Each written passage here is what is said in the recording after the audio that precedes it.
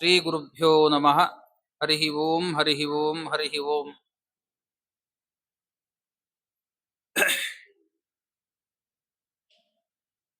ಪರಮ ಪವಿತ್ರವಾಗಿರತಕ್ಕಂತಹ ನರಸಿಂಹದೇವರ ಅವತಾರ ಆಗಿರತಕ್ಕಂತಹ ದಿವಸ ಇವತ್ತು. ನರಸಿಂಹ ಜಯಂತಿ. ನರಸಿಂಹದೇವರ ಬಗ್ಗೆ ಸ್ವಲ್ಪ ತಿಳಿದು ಮತ್ತೆ ಆ ಮಹಾಭಾರತದ ಸಂಗ್ರಹವನ್ನ ಮುಂದುವರಿಸೋಣ. ಜೀವರಾಶಿಗಳಿಗೆ ನಿತ್ಯದಲ್ಲೂ ಕೂಡ ಅನೇಕ ತಾಪಗಳು, ಸಂಸಾರದಲ್ಲಿ ತಾಪತ್ರಯಗಳು, ಆಧ್ಯಾತ್ಮಿಕ, ಆದಿದೈವಿಕ, ಆದಿಭೌತಿಕ ಎಂಬತಕ್ಕಂಥ ಈ ಮೂರು ತಾಪಗಳಲ್ಲಿ ಬೆಂದು ಒದ್ದಾಡತಕ್ಕಂತಹ ನಮ್ಮಂಥ ಜೀವರಾಶಿಗಳಿಗೆ ವಿಶೇಷವಾಗಿ ಅಜ್ಞಾನ, ಅಂದರೆ ನಮಗೆ ಯಾವ ವಸ್ತುವ ಬಗ್ಗೆ ತಿಳುವಳಿಕೆ ಇಲ್ಲ ಅಂತಾದರೆ ಆ ವಸ್ತುವಿಂದ ಭಯ ಇದೆ ನಮ್ಗೆ. ಇನ್ನು ಎಲ್ಲಾ ಕಡೆ ಎಲ್ಲಾ ವಸ್ತುವಲ್ಲೂ ಕೂಡ ವ್ಯಾಪಿಸಿರ್ತಕ್ಕಂಥ ಪರಮಾತ್ಮನ ನಾವು ತಿಳ್ಕೊಳ್ಳಿಲ್ಲ ಅಂದ್ರೆ ಅದಕ್ಕಿಂತ ದೊಡ್ಡ ಭಯ ಇನ್ನೊಂದಿಲ್ಲ ಅಂತ ಶಾಸ್ತ್ರ ಹೇಳುತ್ತೆ. ಇಷ್ಟೆಲ್ಲ ಸಲುವಾಗಿ ಕೃತಯುಗದಲ್ಲಂತೂ ಆ ಜಗತ್ತನ್ನೇ ನಾಶ ಮಾಡಲಿಕ್ಕೆ ಅಂತ ನಾನೇ ದೇವರು ಅಂತ ನಿಂತಿರ್ತಕ್ಕಂಥ ಹಿರಣ್ಯಕಶಿಪು, ಅವನನ್ನ ಸಂಹಾರ ಮಾಡಬೇಕು ಅಂತ ಎಲ್ಲಾ ಬ್ರಹ್ಮಾದಿ ದೇವತೆಗಳು ಕೂಡ ಪರಮಾತ್ಮನನ್ನ ಪ್ರಾರ್ಥನೆ ಮಾಡಿದ್ದಾರೆ. ಆ ಪ್ರಾರ್ಥನೆಗೆ ಪರಮಾತ್ಮ ಅಂದ, ಯಾವಾಗಲೂ ಕೂಡ ನೀವು ಪ್ರಾರ್ಥನೆ ಮಾಡ್ತೀರಿ ಅವತಾರ ಮಾಡು ಅಂತ. ಆದರೆ ಪರಮಾತ್ಮನಿಗೆ ರಾಮ, ಕೃಷ್ಣ, ನರಸಿಂಹ, ವೇದವ್ಯಾಸ ಇದು ಯಾವ ಅವತಾರದಿಂದಲೂ ಕೂಡ ಪ್ರಯೋಜನ ಇಲ್ಲ. ಪ್ರಯೋಜನ ಇಲ್ಲದೆ ಇದ್ರೂ ಕೂಡ ಕೇವಲ ತನ್ನ ಭಕ್ತರ ಉದ್ಧಾರಕ್ಕೋಸ್ಕರವಾಗಿ, ದುಷ್ಟರನ್ನ ಶಿಕ್ಷಣೆ ಮಾಡಲಿಕ್ಕೋಸ್ಕರವಾಗಿ ಹಾಗೂ ಶಿಷ್ಟರನ್ನ ರಕ್ಷಣೆ ಮಾಡಲಿಕ್ಕೋಸ್ಕರವಾಗಿ ಪರಮಾತ್ಮ ತಾನು ಕೂಡ ಅವತಾರವನ್ನು ಮಾಡುತ್ತಾನೆ. ಅದಂತೆಯೇ ನರಸಿಂಹ ರೂಪವೂ ಅಷ್ಟೇ. ಪ್ರಹ್ಲಾದರಾಜರಂತ ಮಹಾ ಭಾಗವತೋತ್ತಮರು ಆ ಪ್ರಹ್ಲಾದರಾಜರನ್ನ ರಕ್ಷಣೆ ಮಾಡುವ ಸಲುವಾಗಿ, ಅವರಿಗೆ ಅನುಗ್ರಹ ಮಾಡುವ ಸಲುವಾಗಿ ಮತ್ತು ಹಿರಣ್ಯಕಶಿಪು ಎಂಬತಕ್ಕಂತಹ ದುಷ್ಟನಾಗಿರ್ತಕ್ಕಂತಹ ಆ ದೈತ್ಯನ ಸಂಹಾರ ಮಾಡಲಿಕ್ಕೋಸ್ಕರವಾಗಿ ಪರಮಾತ್ಮ ಸ್ತಂಭದಿಂದ ಬಂದ. ಯಾಕೆ ಅಂತಂದ್ರೆ ಹಿರಣ್ಯಕಶಿಪು ಎಲ್ಲ ರೀತಿಯಾಗಿ ವರವನ್ನ ಕೇಳಿದ್ದ. ಬ್ರಹ್ಮದೇವರನ್ನು ಕುರಿತು ತಪಸ್ಸನ್ನ ಮಾಡಿ ನಾ ಸಾಯಲೇಬಾರದು ಅಂತ ತಿಳ್ಕೊಂಡಿದ್ದ. ಸಾಯಲೇಬಾರದು ಅಂತ ವರ ಕೇಳಿದ್ದ. ಜಾತಸ್ಯ ಮರಣಂ ಧ್ರುವಂ, ಯಾರು ಹುಟ್ಟುತ್ತಾರೋ ಅವ್ರಿಗೆ ಸಾವು ಖಚಿತ, ಅಂಥದ್ದು ಸಾವೇ ಬೇಡ ಅಂತ ತಾನು ಕೂಡ ಬ್ರಹ್ಮದೇವರನ್ನ ಕೇಳ್ತಾನೆ. ಯಾವ ರೀತಿಯೂ ಕೂಡ ನನಗೆ ಸಾವು ಬರಬಾರದು. ನಾ ಅಂತಹ ನಾ ಬಹಿಹಿ, ಒಳಗಾಗ್ಲಿ ಮನೆ ಒಳಗಾಗ್ಲಿ ಅಥವಾ ಮನೆಯಿಂದ ಹೊರಗಾಗ್ಲಿ ಅಥವಾ ಆ ಆಕಾಶ ಮಾರ್ಗದಿಂದಾಗಲಿ ಅಥವಾ ಶತ್ರುಗಳಿಂದಾಗಲಿ ಅಥವಾ ದೇವತೆಗಳಿಂದ ಅಥವಾ ನಮ್ಮವರೇ ಆಗಿರ್ತಕ್ಕಂಥ ದೈತ್ಯರಿಂದ ಅಥವಾ ಅನೇಕ ರೀತಿಯಾಗಿರ್ತಕ್ಕಂತಹ ಕಡೆಗಂತಾನೆ ಹಿರಣ್ಯಕಶಿಪು, ತ್ವದ್ ವೃಶಿಷ್ಟ್ರೇಭ್ಯ, ನಿನ್ನಿಂದ ಸೃಷ್ಟಿಗೊಂಡಿರ್ತಕ್ಕಂಥ ಯಾವ ಯಾವ ಜೀವರಾಶಿಗಳಿದ್ದಾರೋ ಅವ್ರು ಯಾರಿಂದಲೂ ಕೂಡ ನನಗೆ ಮೃತ್ಯು ಬೇಡ ಅಂತ ಬೇಡಿದ. ಆದರೆ ಬ್ರಹ್ಮದೇವರದಕ್ಕೆ ತಥಾಸ್ತು ಅಂತಂದು. ಯಾಕೆಂದ್ರೆ ಬ್ರಹ್ಮದೇವರು ಸೃಷ್ಟಿ ಮಾಡಿರ್ತಕ್ಕಂತಹ ಯಾವುದೇ ಜೀವರಾಶಿಗಳಿಂದ ಅವನಿಗೆ ಸಾವು ಬರೋದು ಬೇಡ ಅಂತಂದ್ರೆ ತಥಾಸ್ತು ಅಂತ ಯಾಕಂದ್ರು ಅಂದ್ರೆ, ನಾ ಸೃಷ್ಟಿ ಮಾಡದೇ ಇರತಕ್ಕಂತಹ ಸರ್ವಸ್ವಾಮಿಯಾದ ಪರಮಾತ್ಮ ಇದ್ದಾನೆ, ಅವನೇ ಅವನನ್ನು ಸಂಹಾರ ಮಾಡ್ತಾನೆ ಅಂತನ್ನುವ ಕಾರಣಕ್ಕೋಸ್ಕರವಾಗಿ ಬ್ರಹ್ಮದೇವರು ಕೂಡ ಹಿರಣ್ಯಕಶಿಪಿಗೆ ಈ ವರವನ್ನು ಕೊಟ್ಟರು. ನಾವು ಹಾಗಿದ್ರೆ ಸ್ವಲ್ಪ ಏನಾದರೂ ನಮಗೆ ವರ ಪಡ್ಕೊಂಡ್ ಬಂದಿದ್ದೀವಿ, ಜನ್ಮಾಂತರದ ಒಂದು ಪುಣ್ಯದಿಂದ ಚೆನ್ನಾಗಿದ್ದೀವಿ ಅಂದ್ರೆ ಅಹಂಕಾರ ಪಡಬಾರದು. ಹಿರಣ್ಯಕಶಿಪು ಅಹಂಕಾರ ಪಟ್ಟ, ನಾನೇ ಅವಧ್ಯನಾಗ್ಬಿಟ್ಟು ನಾನೇ ಬ್ರಹ್ಮ ಅಂದ, ನಾನೇ ದೇವರು ಅಂತಂದ.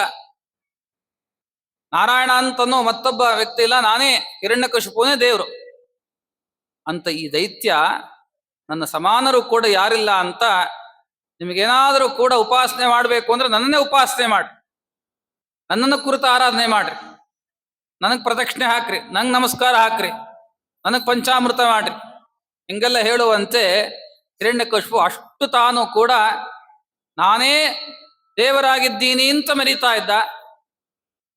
ಕಡೆಗೆ ಮಗನ ಮೇಲೆ, ಮಗ ಪರಮ ವೈಷ್ಣವ, ವಿಷ್ಣು ಭಕ್ತ ಅಂತಹ ಪ್ರಹ್ಲಾದರಾಜರು ಅವ್ರು ಹೇಳ್ತಾರೆ, ಯಾಕಪ್ಪ ಇಷ್ಟೆಲ್ಲ ನೀನು ಕೂಡ ಉದ್ವೇಗ ಮನಸ್ಕನಾಗಿದ್ದಿ, ನೀವೊಂದು ಸರ್ತಿ ಮನೆಯನ್ನ ಬಿಟ್ಟು ವನಕ್ಕೆ ಹೋಗು.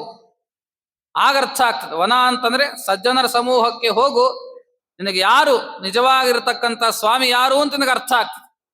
ಇಲ್ಲಿರ್ತಕ್ಕಂಥ ಉದ್ವೇಗ, ಕಾಮ, ಕ್ರೋಧಾದಿಗಳು ಅದೆಲ್ಲ ನಾಶ ಆಗಬೇಕು ಅಂತಂದ್ರೆ ಸಜ್ಜನರ ಸಹವಾಸವನ್ನ ಮಾಡು. ಅದರಿಂದ ನಿನಗೆ ಆ ಪರಮಾತ್ಮನ ಪರಿಚಯ ಆಗ್ತದೆ, ಅವನಲ್ಲಿ ಭಕ್ತಿ ಉಂಟಾಗ್ತದೆ. ನಮಗೆ ಮನೇಲಿ ಕೂತಿದ್ರೆ ದೇವರ ಸ್ಮರಣೆ ಬರ್ತದೆ ಅಂತ ತಿಳ್ಕೊಂಡಿದ್ದೀರೇನು? 4-6 ಜನ ಸೇರಿರ್ತಾರೆ, ರಾಯರ ಮಠಕ್ಕೆ ಬಂದ್ರೆ ಅವ್ರು ರಾಯರಿಗೆ ಪ್ರದಕ್ಷಿಣೆ ಹಾಕ್ತಾರೆ, ನಮಸ್ಕಾರ ಹಾಕ್ತಾರೆ. ಎಲ್ಲ ನೋಡಿ ನೋಡಿ ನಮಗೇನಾಗ್ತದೆ? ಪ್ರೇರಣೆ ಆಗ್ತದೆ. ಓ, ನಾವು ಮಾಡಬೇಕು.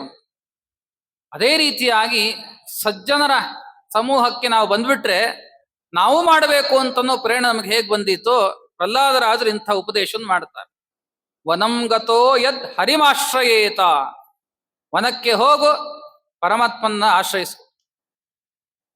ಆದರೆ ಈ ತಂದೆಯಾಗಿರ್ತಕ್ಕಂಥ ಹಿರಣ್ಯಕಶಿಪು ಮಗ ಇಷ್ಟು ಒಳ್ಳೆ ಉಪದೇಶ ಕೊಟ್ಟರು ಕೂಡ ನನ್ನ ಇಡೀ ಕುಲಕ್ಕೆ ಕಂಟಕನಾಗಿದ್ದಿ, ನಿನ್ನನ್ನು ಬಿಡಬಾರ್ದು ಅಂತ ಅವನ ಅನೇಕ ರೀತಿಯಾದ ಮೃತ್ಯು ಕೂಪಕ್ಕೆ ತಳ್ತಾನೆ. ಆದರೆ ರಕ್ಷಿಸ್ಲಿಕ್ಕೆ ಅಂತ ಪರಮಾತ್ಮ ತಾನು ಕೂಡ ಹಿರಣ್ಯಕಶಿಪುವನ ಅನೇಕ ಮೃತ್ಯು ಪಾಶವನ್ನು ಏನು ಹಾಕಿದ್ದಾನೆ, ಯಾರಿಗೆ? ಪ್ರಹ್ಲಾದರಾಜರಿಗೆ. ಎಲ್ಲವನ್ನೂ ಕೂಡ ಗೆದ್ದು ಬಂದಿದ್ದಾರೆ. ಯಾಕೆ? ನರಸಿಂಹದೇವರು ಉಪಾಸಕರು. ನರಸಿಂಹದೇವನ ಉಪಾಸನೆ ಮಾಡಿದ್ರೆ ಏನೇನು ಫಲ ಆಗತ್ತೆ ಅಂತ ಪ್ರಹ್ಲಾದರಾಜರೇ ಸಾಕ್ಷಿ. ವಿಷ ಹಾಕಿ ಕೊಲ್ಲಿಕ್ಕೆ ನೋಡ್ದ, ಏನು ವಿಷ ಕುಡಿದ್ರು ಕೂಡ ಏನಾಗ್ಲಿಲ್ಲ. ಸರ್ಪದಿಂದ ಕಚ್ಚಿಸ್ಲಿಕ್ಕೆ ಸಾಯಿಸ್ಲಿಕ್ಕೆ ಅಂತ ಹೋದ, ಏನೂ ಆಗಿಲ್ಲ. ಆನೆ ಕಾಂದ ತುಳಿಸ್ದ, ಏನಾಗಿಲ್ಲ. ಪ್ರಪಾತದಿಂದ ಚೆನ್ನಾಗಿ ಕಟ್ಟಾಕಿ ಕೆಳಗೆ ಹಾಕದ, ಸಾಯಲೇ ಇಲ್ಲ. ಅವನು ಅನ್ಕೊಂಡ ಒಂದ್ ಸರ್ತಿ, ಬ್ರಹ್ಮದೇವ್ರು ನನಗೆ ಸಾಯ್ಬೇಡ ಅಂತ ನನಗೊರ ಕೊಟ್ರು, ನನ್ನ ಮಗನ್ ಕೊಟ್ರು ಅಂತ ಅವನಿಗೆ ಕನ್ಫ್ಯೂಷನ್ ಆಗ್ಬಿಡ್ತು.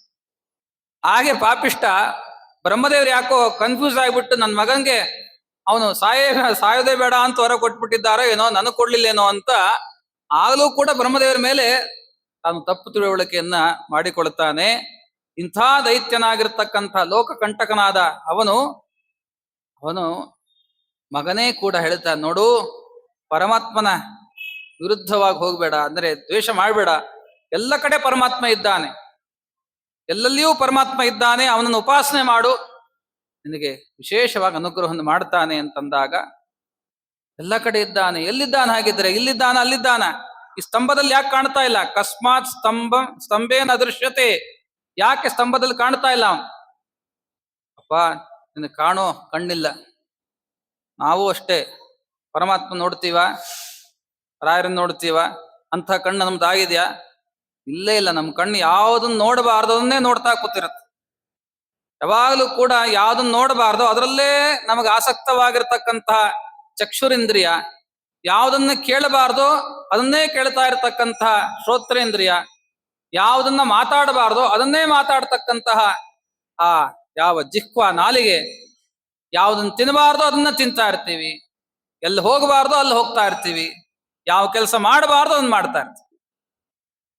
ಹೀಗೆ ಶಾಸ್ತ್ರಕ್ಕೆ ಅಥವಾ ವೇದಗಳಿಗೆ, ಪರಮಾತ್ಮನ ಶಾಸನೆಗೆ ವಿರುದ್ಧವಾಗಿ ನಾವು ಹೋದರೆ ನಮ್ ಗತಿ ಏನಾಗ್ತದೆ ಅಂದ್ರೆ, ಹಿರಣ್ಯಕಶಿಪುನೇ ಅವನಿಗೇನು ಗತಿ ಆಯ್ತೋ ಆಗ ನಮಗೂ ಗತಿ ಆಗ್ತದೆ. ಎಚ್ಚರಿಕೆಯನ್ನು ಕೊಡ್ತಾರೆ. ಅವನೇನೇನು ವರ ಕೇಳಿದ್ನೋ ಎಲ್ಲಕ್ಕಿಂತಲೂ ಕೂಡ ವಿಲಕ್ಷಣ ರೂಪದಿಂದ ಪರಮಾತ್ಮ ಇದೇ ದಿವಸ, ಇದೇ ಸಾಯಂಕಾಲ ಸಮಯದಲ್ಲಿ ಪರಮಾತ್ಮ ತಾನು ಏನೇನು ವರ ಕೇಳಿದ್ನೋ ಅದಕ್ಕೆಲ್ಲ ವಿಲಕ್ಷಣ ರೂಪದಲ್ಲಿ ಪರಮಾತ್ಮ ಸತ್ಯಂ ವಿಧಾತುಂ ನಿಜ ಭೃತ್ಯ ಭಾಷಿತಂ ವ್ಯಾಪ್ತಿಂ ಚ ಭೂತೇಷ್ವಖಿಲೇಷು ಚಾತ್ಮನಃ ಅದೃಶ್ಯತಾತ್ಯದ್ಭುತ ರೂಪಮುದ್ವಹನ್ ಸ್ತಂಭೆ ಸಭಾಯಾಂ ನ ಮೃಗಂ ನ ಮಾನುಷಂ. ಬ್ರಹ್ಮದೇವರ ಮಾತನ್ನು ಸತ್ಯ ಮಾಡ್ಲಿಕ್ಕೋಸ್ಕರವಾಗಿ ಪರಮಾತ್ಮ ಬ್ರಹ್ಮದೇವರ ಎಲ್ಲ ವರಕ್ಕಿಂತಲೂ ಕೂಡ ವಿಲಕ್ಷಣ ಆ ವ್ಯಕ್ತಿಯಾಗಿ ಪರಮಾತ್ಮ ಬಂದ. ಈ ಕಡೆಗೆ ನರನೂ ಅಲ್ಲ, ಸಿಂಹನೂ ಅಲ್ಲ, ಪ್ರಾಣಿಯೂ ಅಲ್ಲ, ಮನುಷ್ಯನೂ ಅಲ್ಲ. ಮನುಷ್ಯರಿಂದೂ ಮೃತ್ಯು ಬರಬಾರದು, ಪ್ರಾಣಿಯಿಂದಲೂ ಮೃತ್ಯು ಬರಬಾರದು. ಆದ್ರೆ ಎರಡೂ ಮಿಕ್ಸ್ ಕೇಳಲಿಲ್ಲ ಅವನು. ಮತ್ತೆ ಅಂದ್ರೆ ಪರಮಾತ್ಮ ಪ್ರಾಣಿನೂ ಅಲ್ಲ, ಮನುಷ್ಯನೂ ಅಲ್ಲ. ಹೀಗೆ ಜೊತೆಗೆ ಈ ಕಡೆಗೆ ಒಳಗೂ ಅಲ್ಲ, ಹೊರಗೂ ಅಲ್ಲ. ತಕ್ಷಣ ಹಿರಣ್ಯಕಶಿಪುನ ಎತ್ಕೊಂಡು ಹೋಗಿ ಆ ಹೊಸ್ತಿಲ ಮೇಲೆ ಹಾಕಿಕೊಂಡು ಆ ಕರಳನ್ನ ಬಗದು ನರಸಿಂಹದೇವರು ಸಂಹಾರ ಮಾಡ್ತಾರೆ. ಅದೆಂಥ ಉಗ್ರ ರೂಪ, ಅದು ಎಂಥ ಉಗ್ರ ರೂಪ! ನರಸಿಂಹದೇವರ ಆ ಸ್ತೋತ್ರದಲ್ಲಿ ಹೇಳ್ತಾ, ಉಗ್ರಂ ವೀರಂ ಮಹಾವಿಷ್ಣುಂ ಜ್ವಲಂತಂ ಸರ್ವತೋಮುಖಂ ನರಸಿಂಹಂ ಭೀಷಣಂ ಭದ್ರಂ ಮೃತ್ಯು ಮೃತ್ಯು ನಮಾಮ್ಯಹಂ. ನರಸಿಂಹದೇವರಿಗೆ ಉಗ್ರ ಅಂತ ಹೆಸರು. ಉಗ್ರ ಅಂದ್ರೆ ನಮಗೆ ಬಹಳ ಭಯಂಕರ ಅಂತ ಒಂದು ಅರ್ಥ ಇದೆ. ಆದ್ರೆ ಉಗ್ರ ಅಂತನ್ನೋ ಶಬ್ದದ ಅರ್ಥ ಏನು ಅಂತಂದ್ರೆ, ಅಂದ್ರೆ ರುದ್ರದೇವರು ಅಂತ ಅರ್ಥ. ಪ್ರಳಯ ಕಾಲವನ್ನ ವಿಶೇಷವಾಗಿ ನಿರ್ವಾಹ ಮಾಡತಕ್ಕಂಥ, ಅರ್ಥಾತ್ ಪ್ರಳಯ ಕಾಲವನ್ನು ಮಾಡಿಕೊಡ್ತಕ್ಕಂತಹ ಅವಾಂತರ ಪ್ರಳಯಕ್ಕೆ ಅಭಿಮಾನಿಗಳಾಗಿರ್ತಕ್ಕಂಥ ಮಹಾರುದ್ರದೇವರಿಂದಾರೋ ಅವರಿಗೂ ಕೂಡ ಮಹಾಪ್ರಳಯದಲ್ಲಿ ಅವರನ್ನೂ ನುಂಗಾಕ್ತಕ್ಕಂಥ ರೂಪ ಅಂದ್ರೆ ನರಸಿಂಹರು. ಗ್ರಸತಿ, ಅಂದ್ರೆ ರುದ್ರದೇವರನ್ನು ನುಂಗ ಹಾಕಿಬಿಡ್ತಾನೆ ಪರಮಾತ್ಮ. ಪ್ರಳಯವನ್ನು ಉಂಟು ಮಾಡತಕ್ಕಂಥ ರುದ್ರದೇವರನ್ನು ಮಹಾಪ್ರಳಯದಲ್ಲಿ ನುಂಗ ಹಾಕಿಬಿಡ್ತಾನೆ ಪರಮಾತ್ಮ. ಅವ್ರಿಗೂ ಮೃತ್ಯುವನ್ನು ಕೊಡ್ತಾನೆ. ಅಂತ ಹಿರಣ್ಯಕಶಿಪುಗೆ ನನಗೆ ಮೃತ್ಯು ಆಗಬಾರ್ದು ಅಂದ್ರೆ ಅವನೇನು ಮಹಾ ದೊಡ್ಡ ಸ್ಪೆಷಲ್ ಏನು? ರುದ್ರದೇವರಿಗೆ ಕಡೆಗೆ ಪ್ರಳಯ ಕಾಲದಲ್ಲಿ ನಾಶ ಇದೆ ಅಂತಂದ್ರೆ, ಇನ್ನ ಹಿರಣ್ಯಕಶಿಪುಗೆ ನಾಶ ಇಲ್ಲೇನು? ಅಲ್ಲಿ ಬಂದದ್ಯಾರು? ಉಗ್ರನಾದ ವೀರಂ. ವಿ ಪ್ಲಸ್ ಈರ ಅಂತಾಗಿದೆ ವೀರ ಶಬ್ದ. ವೀರಂ ಅಂತಂದ್ರೆ ಇರ ಪ್ರೇರಣೆ ಅಂತ ಒಂದು ವರ್ಬದು ಧಾತು. ಅಂದ್ರೆ ಯಾರಿಗೆ ಪ್ರೇರಕರಿದ್ದಾರೋ ಅವರೆಲ್ಲರೂ ಕೂಡ ಈರರು ಅಂತ. ಯಾರಿಗೆ ಇನ್ನೊಬ್ಬರು ಹೇಳಿಕೊಟ್ಟು ಕೆಲಸ ಮಾಡಿಸ್ಲಿಕ್ಕೆ ಸಾಧ್ಯ ಇಲ್ಲವೋ, ತನ್ನ ಬುದ್ಧಿಶಕ್ತಿಯಿಂದ ತನ್ನದೇ ಸ್ವಾಭಾವಿಕವಾದ ಶಕ್ತಿಯಿಂದ ಎಲ್ಲಾ ಕೆಲಸವನ್ನು ಮಾಡ್ತಾನೋ ಅವನು ವೀರ ಅಂತ ಅರ್ಥ. ವಿಗತ ಈರಾಹ ವೀರಾಹ. ಯಾರು ಕೂಡ ಪರಮಾತ್ಮನಿಗೆ ನೀವು ಸೃಷ್ಟಿ ಹೀಗೆ ಮಾಡಬೇಕು, ಸ್ಥಿತಿ ಹೀಗೆ ಮಾಡಬೇಕು ಅಂತ ಯಾರೋ ಹೇಳ್ಕೊಂಡು ಇದ್ದಾರೆ. ಮತ್ತೆ ಪರಮಾತ್ಮನೇ ತನ್ನ ಸ್ವಾಭಾವಿಕವಾಗಿರ್ತಕ್ಕಂತಹ ಆ ಶಕ್ತಿಯಿಂದ ಅನಾದಿ ಅಂತಕಾಲದವರು ಕೂಡ ಸೃಷ್ಟಿಯಾದಗಳಿಂದ ಮಾಡ್ತಾನೆ ಇರ್ತಾನೆ. ಯಾರ ಪ್ರೇರಣೆಯೂ ಕೂಡ ಪರಮಾತ್ಮನಿಗಿಲ್ಲ. ಆದರೆ ಪರಮಾತ್ಮನೇ ಸರ್ವ ಪ್ರೇರಕ. ಅಂಥ ನರಸಿಂಹನಿಗೆ ವೀರ ಅಂತ ಹೆಸರು. ಉಗ್ರಂ ವೀರಂ ಮಹಾವಿಷ್ಣುಂ. ವಿಷ್ಣು ಶಬ್ದಕ್ಕೆ ಸರ್ವತ್ರ ವ್ಯಾಪಿಸಿದ್ದಾನೆ. ಎಲ್ಲಿ ಅಂದ್ರೆ ಮಹತ್ತಾಗಿರ್ತಕ್ಕಂತಹ ಇಡೀ ಬ್ರಹ್ಮಾಂಡವನ್ನು, ಬ್ರಹ್ಮಾಂಡದ ಒಳಗೂ ಹೊರಗೂ ಎಲ್ಲ ಕಡೆಯಲ್ಲೂ ಕೂಡ ವ್ಯಾಪಿಸಿದ್ದಾನೆ. ನರಸಿಂಹ ರೂಪ ಎಷ್ಟು ದೊಡ್ಡದು ಅಂತಂದ್ರೆ, ಹಿರಣ್ಯಕಶಿಪು ನರಸಿಂಹ ಹೀಗೆ ಎತ್ಕೊಂಡು ಹೋಗ್ತಾ ಇದ್ರೆ ದೊಡ್ಡದಾಗಿರ್ತಕ್ಕಂಥ ಒಂದು ಗಿಡಗ ಸಣ್ಣ ಒಂದು ಹುಳವನ್ನು ಎತ್ಕೊಂಡು ಹೋದ್ರೆ ಹೆಂಗ್ ಕಾಣ್ಬೇಕು ಹಂಗ್ ಕಾಣ್ತಾ ಇದೆ. ಅಷ್ಟು ದೊಡ್ಡ ರೂಪ ನರಸಿಂಹ ರೂಪ. ಅಂಥ ಆ ನರಸಿಂಹ ರೂಪ ಅದು ಮಹಾವಿಷ್ಣು. ಜ್ವಲಂತಂ ಸರ್ವತೋಮುಖಂ. ಎಲ್ಲ ಕಡೆಯಲ್ಲೂ ಕೂಡ ನರಸಿಂಹ ಅವತಾರ ಆದರೆ ಬ್ರಹ್ಮಾಂಡ ಸ್ಫೋಟ ಆಗಿರ್ತಕ್ಕಂಥ ಶಬ್ದ ಕೇಳಿದ. ಅನೇಕ ಉಲ್ಕಾಪಾದಗಳೆಲ್ಲವೂ ಕೂಡ ಅದು ಕಾಣ್ತಾ ಇದ್ದಾವೆ. ನಡಗ್ಬಿಟ್ಟ ಹಿರಣ್ಯಕಶಿಪು. ಅಂಥ ಹಿರಣ್ಯಕಶಿಪು ತಾನು ಕೂಡ ಆ ನರಸಿಂಹದೇವರ ಉಗುರುಗಳಿಂದ ಸಮೃದ್ಧನಾಗಿದ್ದಾನೆ. ಆ ಉಗುರು ಬಗ್ಗೆ ಶ್ರೀಮದಾಚಾರ್ಯ ಹೇಳ್ತಾರೆ. ನರಸಿಂಹದೇವರ ಉಗುರು ಎಂಥದ್ದು? ಆ ವಾಯುಸ್ತುತಿ ನಖಸ್ತುತಿಯಲ್ಲಿ ಹೇಳ್ತಾರೆ. ಮತ್ತೆ ಎಂಥ ನಖಗಳು! ಮತ್ತೆ ಯದ್ರೋಷೋತ್ಕರ ದಕ್ಷಿಣೇತ್ರ ಕುಟಿಲ ಪ್ರಾಂತೋತ್ಥಾಗ್ನಿ ಸ್ಫುರತ್ ಖದ್ಯೋತೋಪಮ ವಿಶ್ವಲಿಂಗ ಪಚಿತ ಬ್ರಹ್ಮೇಶ ಶಕ್ರೋತ್ಕರ. ಇದೊಂದು ಗುಣ. ಮತ್ತೊಂದು ಏನು ಅಂತಂದ್ರೆ, ಕುಂಭೋಚ್ಛಾದ್ರಿ ವಿಪಾಟನಾಧಿಕ ಪಟು ಪ್ರತ್ಯೇಕ ವಜ್ರಾಯಿತಾ.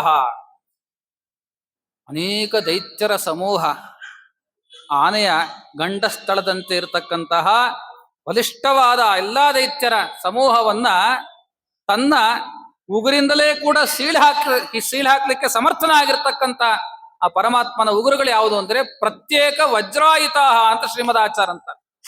ಒಂದೊಂದು ಕೂಡ ವಜ್ರಾಯುಧಕ್ಕಿಂತಲೂ ಶ್ರೇಷ್ಠವಾದದ್ದು, ಅಷ್ಟು ತೀಕ್ಷ್ಣವಾದದ್ದು, ಅಷ್ಟು ಬಲಿಷ್ಠವಾದದ್ದು.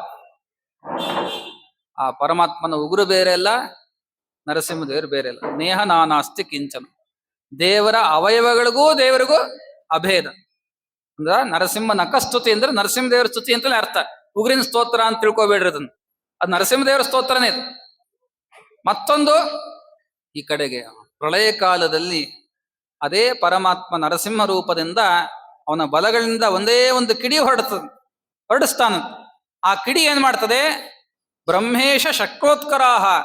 ಬ್ರಹ್ಮದೇವರು, ರುದ್ರದೇವರು, ಇಂದ್ರದೇವರು ಇವರೇ ಮೊದಲಾಗಿರ್ತಕ್ಕಂಥ ಎಲ್ಲ ಪ್ರಪಂಚವನ್ನು ಕೂಡ ಅದೊಂದೇ ಕಿಡಿ ಕ್ಷಣ ಮಾತ್ರಲ್ಲೇ ಭಸ್ಮ ಮಾಡಿಬಿಡುತ್ತೆ. ಇಂಥ ದೊಡ್ಡ ಸಮರ್ಥವಾಗಿರ್ತಕ್ಕಂಥ ನರಸಿಂಹ ರೂಪವನ್ನ ಪರಮಾತ್ಮ ಈ ದಿವಸ ತಾನು ತಾಳಿದ್ದಾನೆ. ಜಗತ್ತಿಗೆ ವಿಶೇಷವಾಗಿ ಸಜ್ಜನರಿಗೆ ಮಂಗಳವನ್ನುಂಟು ಮಾಡಲಿಕ್ಕೆ. ಬ್ರಹ್ಮಾದಿ ದೇವತೆಗಳೇ ನರಸಿಂಹ ರೂಪವನ್ನು ನೋಡಿ ಬಹಳ ತಾವು ಕೂಡ ಭಯಪಟ್ರಂತ. ರುದ್ರದೇವರು ನಡಗಿಬಿಟ್ರಂತ. ಈಗೆಲ್ಲ ಹೇಳ್ತಾರ ನರಸಿಂಹ ಪುರಾಣ. ಮತ್ತೆ ಶಾಂತಗೊಳಿಸಬೇಕು ಅಂತ ಲಕ್ಷ್ಮೀದೇವಿ ಬರ್ತಾಳೆ, ಎಲ್ಲ ದೇವತೆಗಳು ಸ್ತೋತ್ರ ಮಾಡ್ತಾರೆ. ಭಾಗವತಲ್ಲಿ ಬಹಳ ವಿಸ್ತಾರವಾಗಿದೆ. ಅವರೆಲ್ಲರೂ ಸ್ತೋತ್ರ ಮಾಡಿದ್ರು ಕೂಡ ಪರಮಾತ್ಮ ಶಾಂತನಾಗೋದಿಲ್ಲ. ಕಾರಣ ಏನು ಅಂದ್ರೆ, ಯಾರಿಗೋಸ್ಕರ ನಾ ಬಂದಿದ್ದೇನೋ ಅವನು ಸ್ತೋತ್ರ ಮಾಡ್ಲಿ ಅಂತ. ಆ ಪ್ರಹ್ಲಾದರಾಜರು ನರಸಿಂಹದೇವರನ್ನು ಸ್ತೋತ್ರ ಮಾಡ್ತಾರೆ. ಆಗ ಪರಮಾತ್ಮ ಶಾಂತನಾಗಿ ತಾನು ಆ ಪ್ರಹ್ಲಾದರಾಜರಿಗೆ ಅನುಗ್ರಹವನ್ನು ಮಾಡ್ತಾನೆ. ಎಂಥ ರೂಪ ಸ್ವಾಮಿ ನಿಂದು! ಎಲ್ಲರೂ ಸ್ತೋತ್ರ ಮಾಡಿದ್ರು ಕೂಡ ಸುಮ್ಮನಾಗಿಲ್ಲ ನೀನು. ನಾ ಸ್ತೋತ್ರ ಮಾಡಿದ್ರೆ ದೈತ್ಯ ಬಾಲಕ ನಾನು, ಉಗ್ರ ಜಾತಿಯಲ್ಲಿ ಹುಟ್ಟಿರ್ತಕ್ಕಂಥನು, ಉಗ್ರಗಾಮಿ ನಾನು. ಉಗ್ರಗಾಮಿಗಳಂದ್ರೆ ಯಾರು? ದೈತ್ಯರೇ. ಯಾರ್ಯಾರು ಉಗ್ರಗಾಮಿಗಳಿದ್ದಾರೋ ಅವ್ರು ಈಗಿನ ಕಾಲದ ದೈತ್ಯರು, ಅವರಲ್ಲ. ಅಂಥವರು ಕೂಡ ಆ ಜಾತಿಯಲ್ಲಿ ಹುಟ್ಟಿರ್ತಕ್ಕಂಥ, ಅವರಲ್ಲಿ ಹುಟ್ಟಿರ್ತಕ್ಕಂಥ ನಾನು ಸ್ತೋತ್ರ ಮಾಡಿದ್ರೆ ನೀನ್ ನನಗೆ ಅನುಗ್ರಹ ಮಾಡ್ತಿ ಅಂದ್ರೆ ನಿಜವಾಗ್ಲೂ ಕೂಡ ಶಮದಮಾದಿ ಸಂಪತ್ತಿನಿಂದ ನಿನ್ನ ಸ್ತೋತ್ರ ಮಾಡತಕ್ಕಂಥ ವ್ಯಕ್ತಿಗಳನ್ನ ಹೇಗೆ ಉದ್ಧಾರ ಮಾಡಬೇಡ ನೀನು ಅಂತ ಆ ನರಸಿಂಹದೇವರು ಶ್ರೀಮದಾಚಾರ್ಯ ಹೇಳುವಂತೆ ಅಖಿಲಧ್ವಾಂತ ಮತಧ್ವಾಂತ ದಿವಾಕರ ನರಸಿಂಹೋ ಅಖಿಲಾಜ್ಞಾನ ಅಜ್ಞಾನ ಮತಧ್ವಾಂತ ದಿವಾಕರ. ಅಜ್ಞಾನ ಎಂಬತಕ್ಕಂಥದ್ದು ಅದೇನಾಗಿದೆ ಅಂದ್ರೆ ಧ್ವಾಂತ, ದೊಡ್ಡ ಕತ್ತಲೆ. ನಮ್ಮಲ್ಲಿ ಯಾವಾಗಲೂ ಕತ್ತಲೆನೇ ಇರ್ತದೆ. ಯಾಕೆಂದ್ರೆ ನಿಜವಾದ ವಸ್ತು ನಮಗೆ ಕಾಣೋದೇ ಇಲ್ಲ. ಯಾವ್ದು ಕಾಣಬೇಕು ಅದು ಕಾಣೋದಿಲ್ಲ, ಅದಕ್ಕೋಸ್ಕರ ಕತ್ತಲೆ.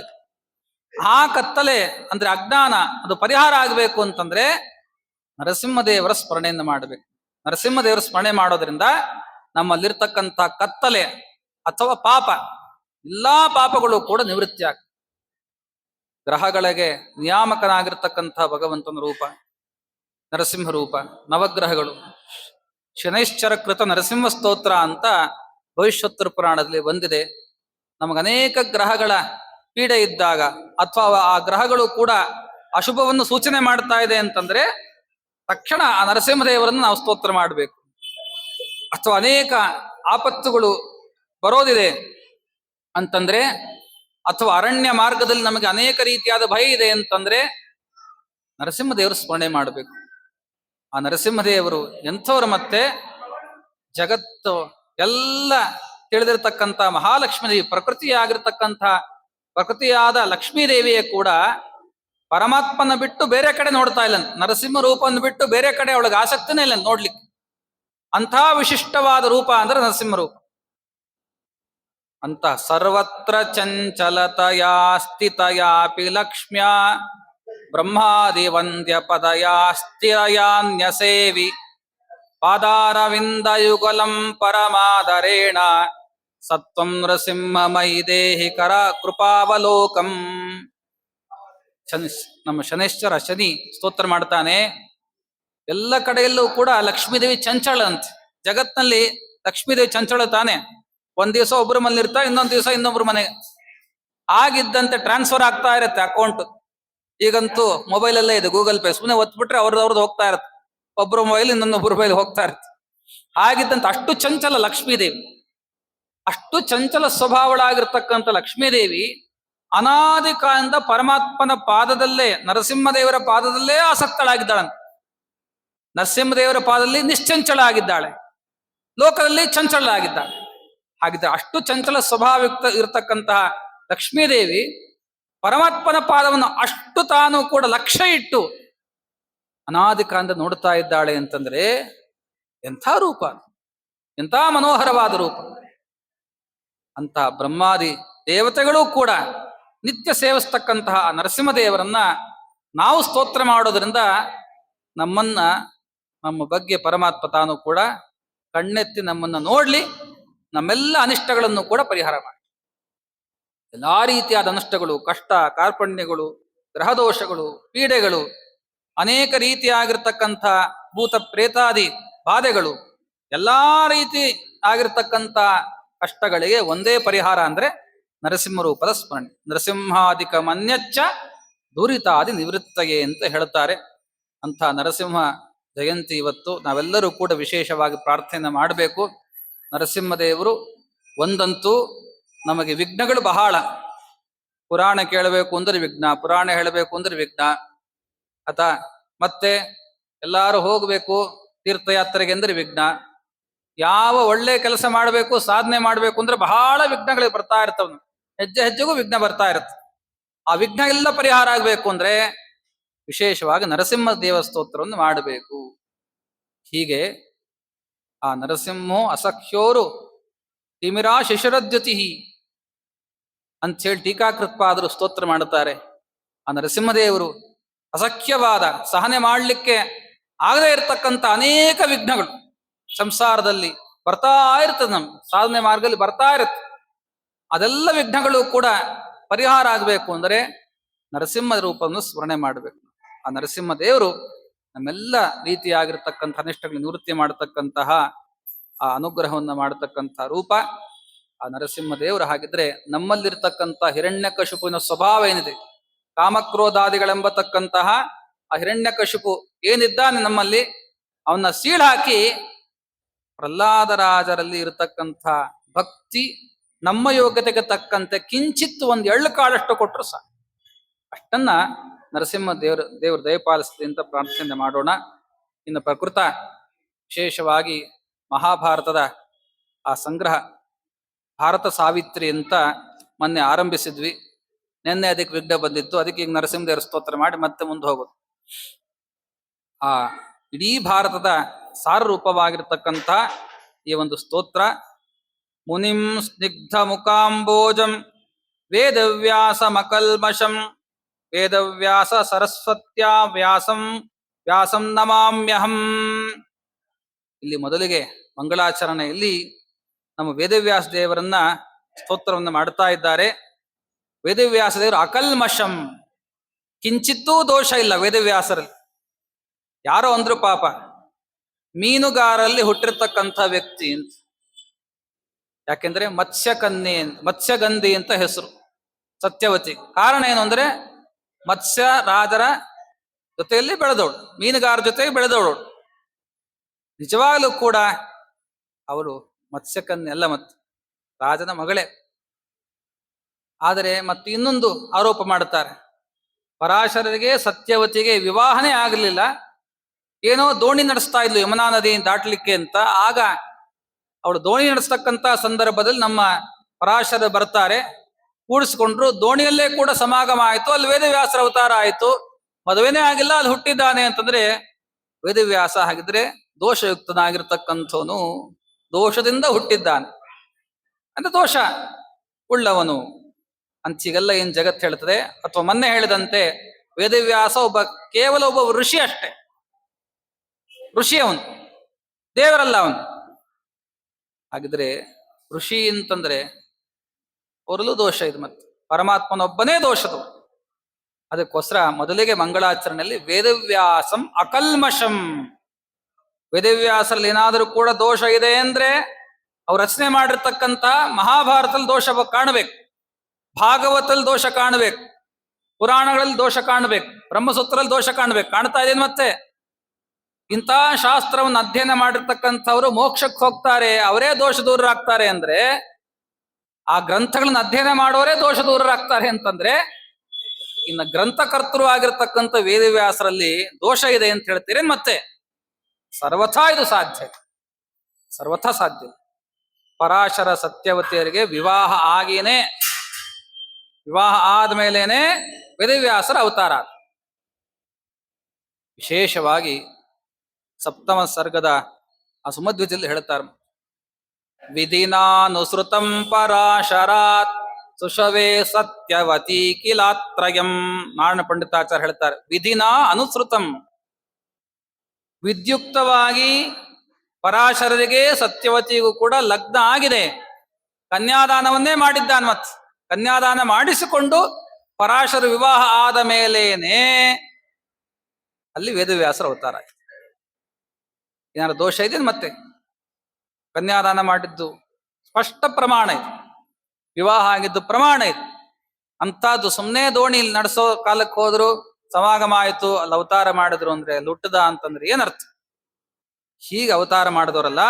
ಅಂಥ ವೇದವ್ಯಾಸರು ಸರಸ್ವತ್ಯಾವಾಸಂ, ಇಡೀ ಎಲ್ಲ ಯಾವ ವಿದ್ಯೆ ಇದೆ ಆ ಎಲ್ಲ ವಿದ್ಯೆಯು ಕೂಡ ವೇದವ್ಯಾಸಂದೇ ಬಂದದ್ದು. ವ್ಯಾಸೋಚ್ಛಿಷ್ಟಂ ಜಗತ್ಸರ್ವಂ ಅಂತ ಪ್ರಸಿದ್ಧವಾದ ಮಾತು. ಯಾವ ಯಾವ ಆ ವೇದಾದಿ ಜ್ಞಾನಗಳಿದ್ದಾವೋ ಅದೆಲ್ಲವೂ ಕೂಡ ವೇದವ್ಯಾಸರೇ ಕೊಟ್ಟಿದ್ದು. ಆ ವೇದವ್ಯಾಸ ಶಬ್ದದ ಅರ್ಥವನ್ನು ತಿಳಿಬೇಕಾದ್ರೆ ಅದೆಲ್ಲ ನಾವು ತಿಳಿದ್ವಿ. ಹಾಗೆ ಅಂಥ ವೇದವ್ಯಾಸರು, ವ್ಯಾಸಂ ನಮಾಮ್ಯಹಂ ಅಂತ ವೇದವ್ಯಾಸರಿಗೆ ನಮಸ್ಕಾರ ಮಾಡ್ತೀನಿ ಅಂತ ತಿಳಿಸ್ತಾ ಸಂಜಯರು ಕೂಡ ಈ ಮಾತನ್ನು ಹೇಳ್ತಾರೆ. ಒಂದ್ ಸರ್ತಿ ದ್ವಾರಕಾಪಟ್ಟಣದಲ್ಲಿರ್ತಕ್ಕಂಥ ಕೃಷ್ಣ ಪರಮಾತ್ಮನನ್ನ ಪಾಂಡವರೆಲ್ಲರೂ ಕೂಡ ಕರೆಸ್ತಾರೆ. ಯಾವ ಸಂದರ್ಭ ಅಂತಂದ್ರೆ ವನವಾಸ ವಗ್ನವಾಸ ಮುಗೀತಾ ಇದೆ. ಮತ್ತೆ ಇನ್ನು ಏನಾದರೂ ಕೂಡ ಯುದ್ಧನೋ ಸಂಧಿನೋ, ಕೃಷ್ಣ ಪರಮಾತ್ಮ ನೀ ಹಸ್ತಿನಾಪುರಕ್ಕೆ ಹೋಗು, ಹಸ್ತಿನಾಪುರಕ್ಕೆ ಹೋಗಿ ಸಂಧಿಯನ್ನು ಏರ್ಪಾಟ್ ಮಾಡ್ಕೊಂಬ ಅಂತ ಪಾಂಡವರ ಅಭಿಪ್ರಾಯ. ಬಹಳ ಮಾತುಕತೆ ವಿಸ್ತಾರವಾಗಿದೆ. ಕಡೆಗೆ ಸಂಧಿಯನ್ನ ನೀ ಮಾಡ್ಕೊಂಡ್ ಬರಬೇಕು ಅಂತ ಈ ರೀತಿಯ ಕೃಷ್ಣ ಪರಮಾತ್ಮನ್ನ ಕಳಿಸಿದ್ದಾರೆ. ಆಗ ಕೃಷ್ಣ ಪರಮಾತ್ಮ ತಾನು ಪಾಂಡವರ ರೆಪ್ರೆಸೆಂಟೇಟಿವ್ ಆಗಿ ತಾನು ರಥವನ್ನು ಹಾಕಿಕೊಂಡು ವೇಗದಿಂದ ಹಸ್ತಿನಾಪುರಕ್ಕೆ ಹೋಗ್ತಾನೆ. ಹೋದಾಗಲ್ಲಿ ಮತ್ತೆ ಯಾರ ಮನೆಗೆ ಹೋದ? ಮತ್ತೆ ಹಸ್ತಿನಾಪುರಕ್ಕೆ ಯಾರ ಮನೆಗೆ ಹೋದ? ಅವನು ದುರ್ಯೋಧನ ಮನೆಗೆ ಹೋಗ್ಬೇಕಾಗಿತ್ತು ಅಲ್ವಾ? ಯಾಕೆ? ಯಾರ ಜೊತೆ ಮಾತುಕತೆ ಆಡಬೇಕಾಗಿದೆ? ದುರ್ಯೋಧನ ಜೊತೆಗೆ ಮಾತುಕತೆ ಆಡಬೇಕಾಗಿದೆ. ಆದ್ರೆ ದುರ್ಯೋಧನ ಮನೆಗೆ ಹೋಗ್ಲೇ ಇಲ್ಲ ಪರಮಾತ್ಮ. ಎಲ್ಲಿ ಹೋಗಿದ್ದಾನೆ? ಮತ್ತೆ ವಿದುರನ ಮನೆಗೆ ಹೋಗ್ತಾನೆ. ವಿದುರಸ್ಯ ಗೃಹಂ ಗತ್ವಾ ದೃಷ್ಟಸ್ತೇನ ಜನಾರ್ದನ ವಿದುರಸ್ತ್ವಾಗ ಸ್ವಾಗತಂ ಪೃಷ್ಟ್ವಾ ತುಷ್ಟಾವಚ ಜನಾರ್ದನಂ. ವಿದುರನ ಮನೆಗೆ ಹೋದ. ಬಡವನಾಗಿರ್ತಕ್ಕಂತಹ ಆ ವಿದುರನ ಮನೆಗೆ ಪರಮಾತ್ಮ ಹೋದ್ರೆ ಬಹಳ ಸಂತೋಷ ಆಗ್ಬಿಡುತ್ತೆ ವಿದುರರಿಗೆ. ಆ ವಿದುರರು ಸ್ವಾಗತವನ್ನು ಮಾಡಿ ಪರಮಾತ್ಮನನ್ನ ತಾವು ಕೂಡಿಸಿದ್ದಾರೆ. ಹಾಗಂತಾರೆ ವಿದುರರು ಎಂಥ ಒಳ್ಳೆ ಮಾತನ್ನು ಆಡ್ತಾರೆ ಗೊತ್ತಾ? ಕೃಷ್ಣ ಪರಮಾತ್ಮ ಬಂದದ್ದನ್ನು ನೋಡಿ ಬಹಳ ಸಂತೋಷದಿಂದ ಈ ಮಾತುಗಳನ್ನ ಆಡ್ತಾರೆ. ಭವದ್ದರ್ಶನ ಮಾತ್ರೇಣ ಕೃತಕೃತ್ಯೋಸ್ಮಯಹಂ ಪ್ರಭೋ. ಕೃಷ್ಣ ಪರಮಾತ್ಮ ನೀನು ನಾ ಕರೆದಿಲ್ಲ, ಮಾಡಿಲ್ಲ, ಏನ್ ಇನ್ವಿಟೇಷನ್ ಕೊಟ್ಟಿದ್ರೇನು ವಿದುರು ನನ್ನ ಮನೆಗೆ ಬಾ ಅಂತ, ಅಥವಾ ಬರ್ತಾರೆ ಅಂತ ಏನಾದರೂ ಕೂಡ ಸ್ವಲ್ಪ ಏನಾದರೂ ಸುದ್ದಿ ಇತ್ತೇನು? ಏನಿಲ್ಲ. ಏಕಾಏಕಿ ಹಸ್ತಿನಾಪುರಕ್ಕೆ ಬಂದ ಪರಮಾತ್ಮ ವಿದುರ ಮನೆಗೆ ಬಂದ್ಬಿಟ್ಟ. ಬಂದ್ರೆ ನಿನ್ ದರ್ಶನ ಆಯ್ತು ಅಂದ್ರೆ ಮುಗಿದ. ಕೃತಕೃತ್ಯೋಸ್ಮಿ ಅಂತಂದು ನಾನು ಕೃತಕೃತ್ಯನಾಗ್ಬಿಟ್ಟಿದ್ದೀನಿ. ಏನನ್ನ ಮಾಡಬೇಕು ಸಾಧನೆ ಎಲ್ಲ ಸಾಧನೆ ಪೂರ್ಣ ಆಯ್ತು ಅಂತ ಅರ್ಥ.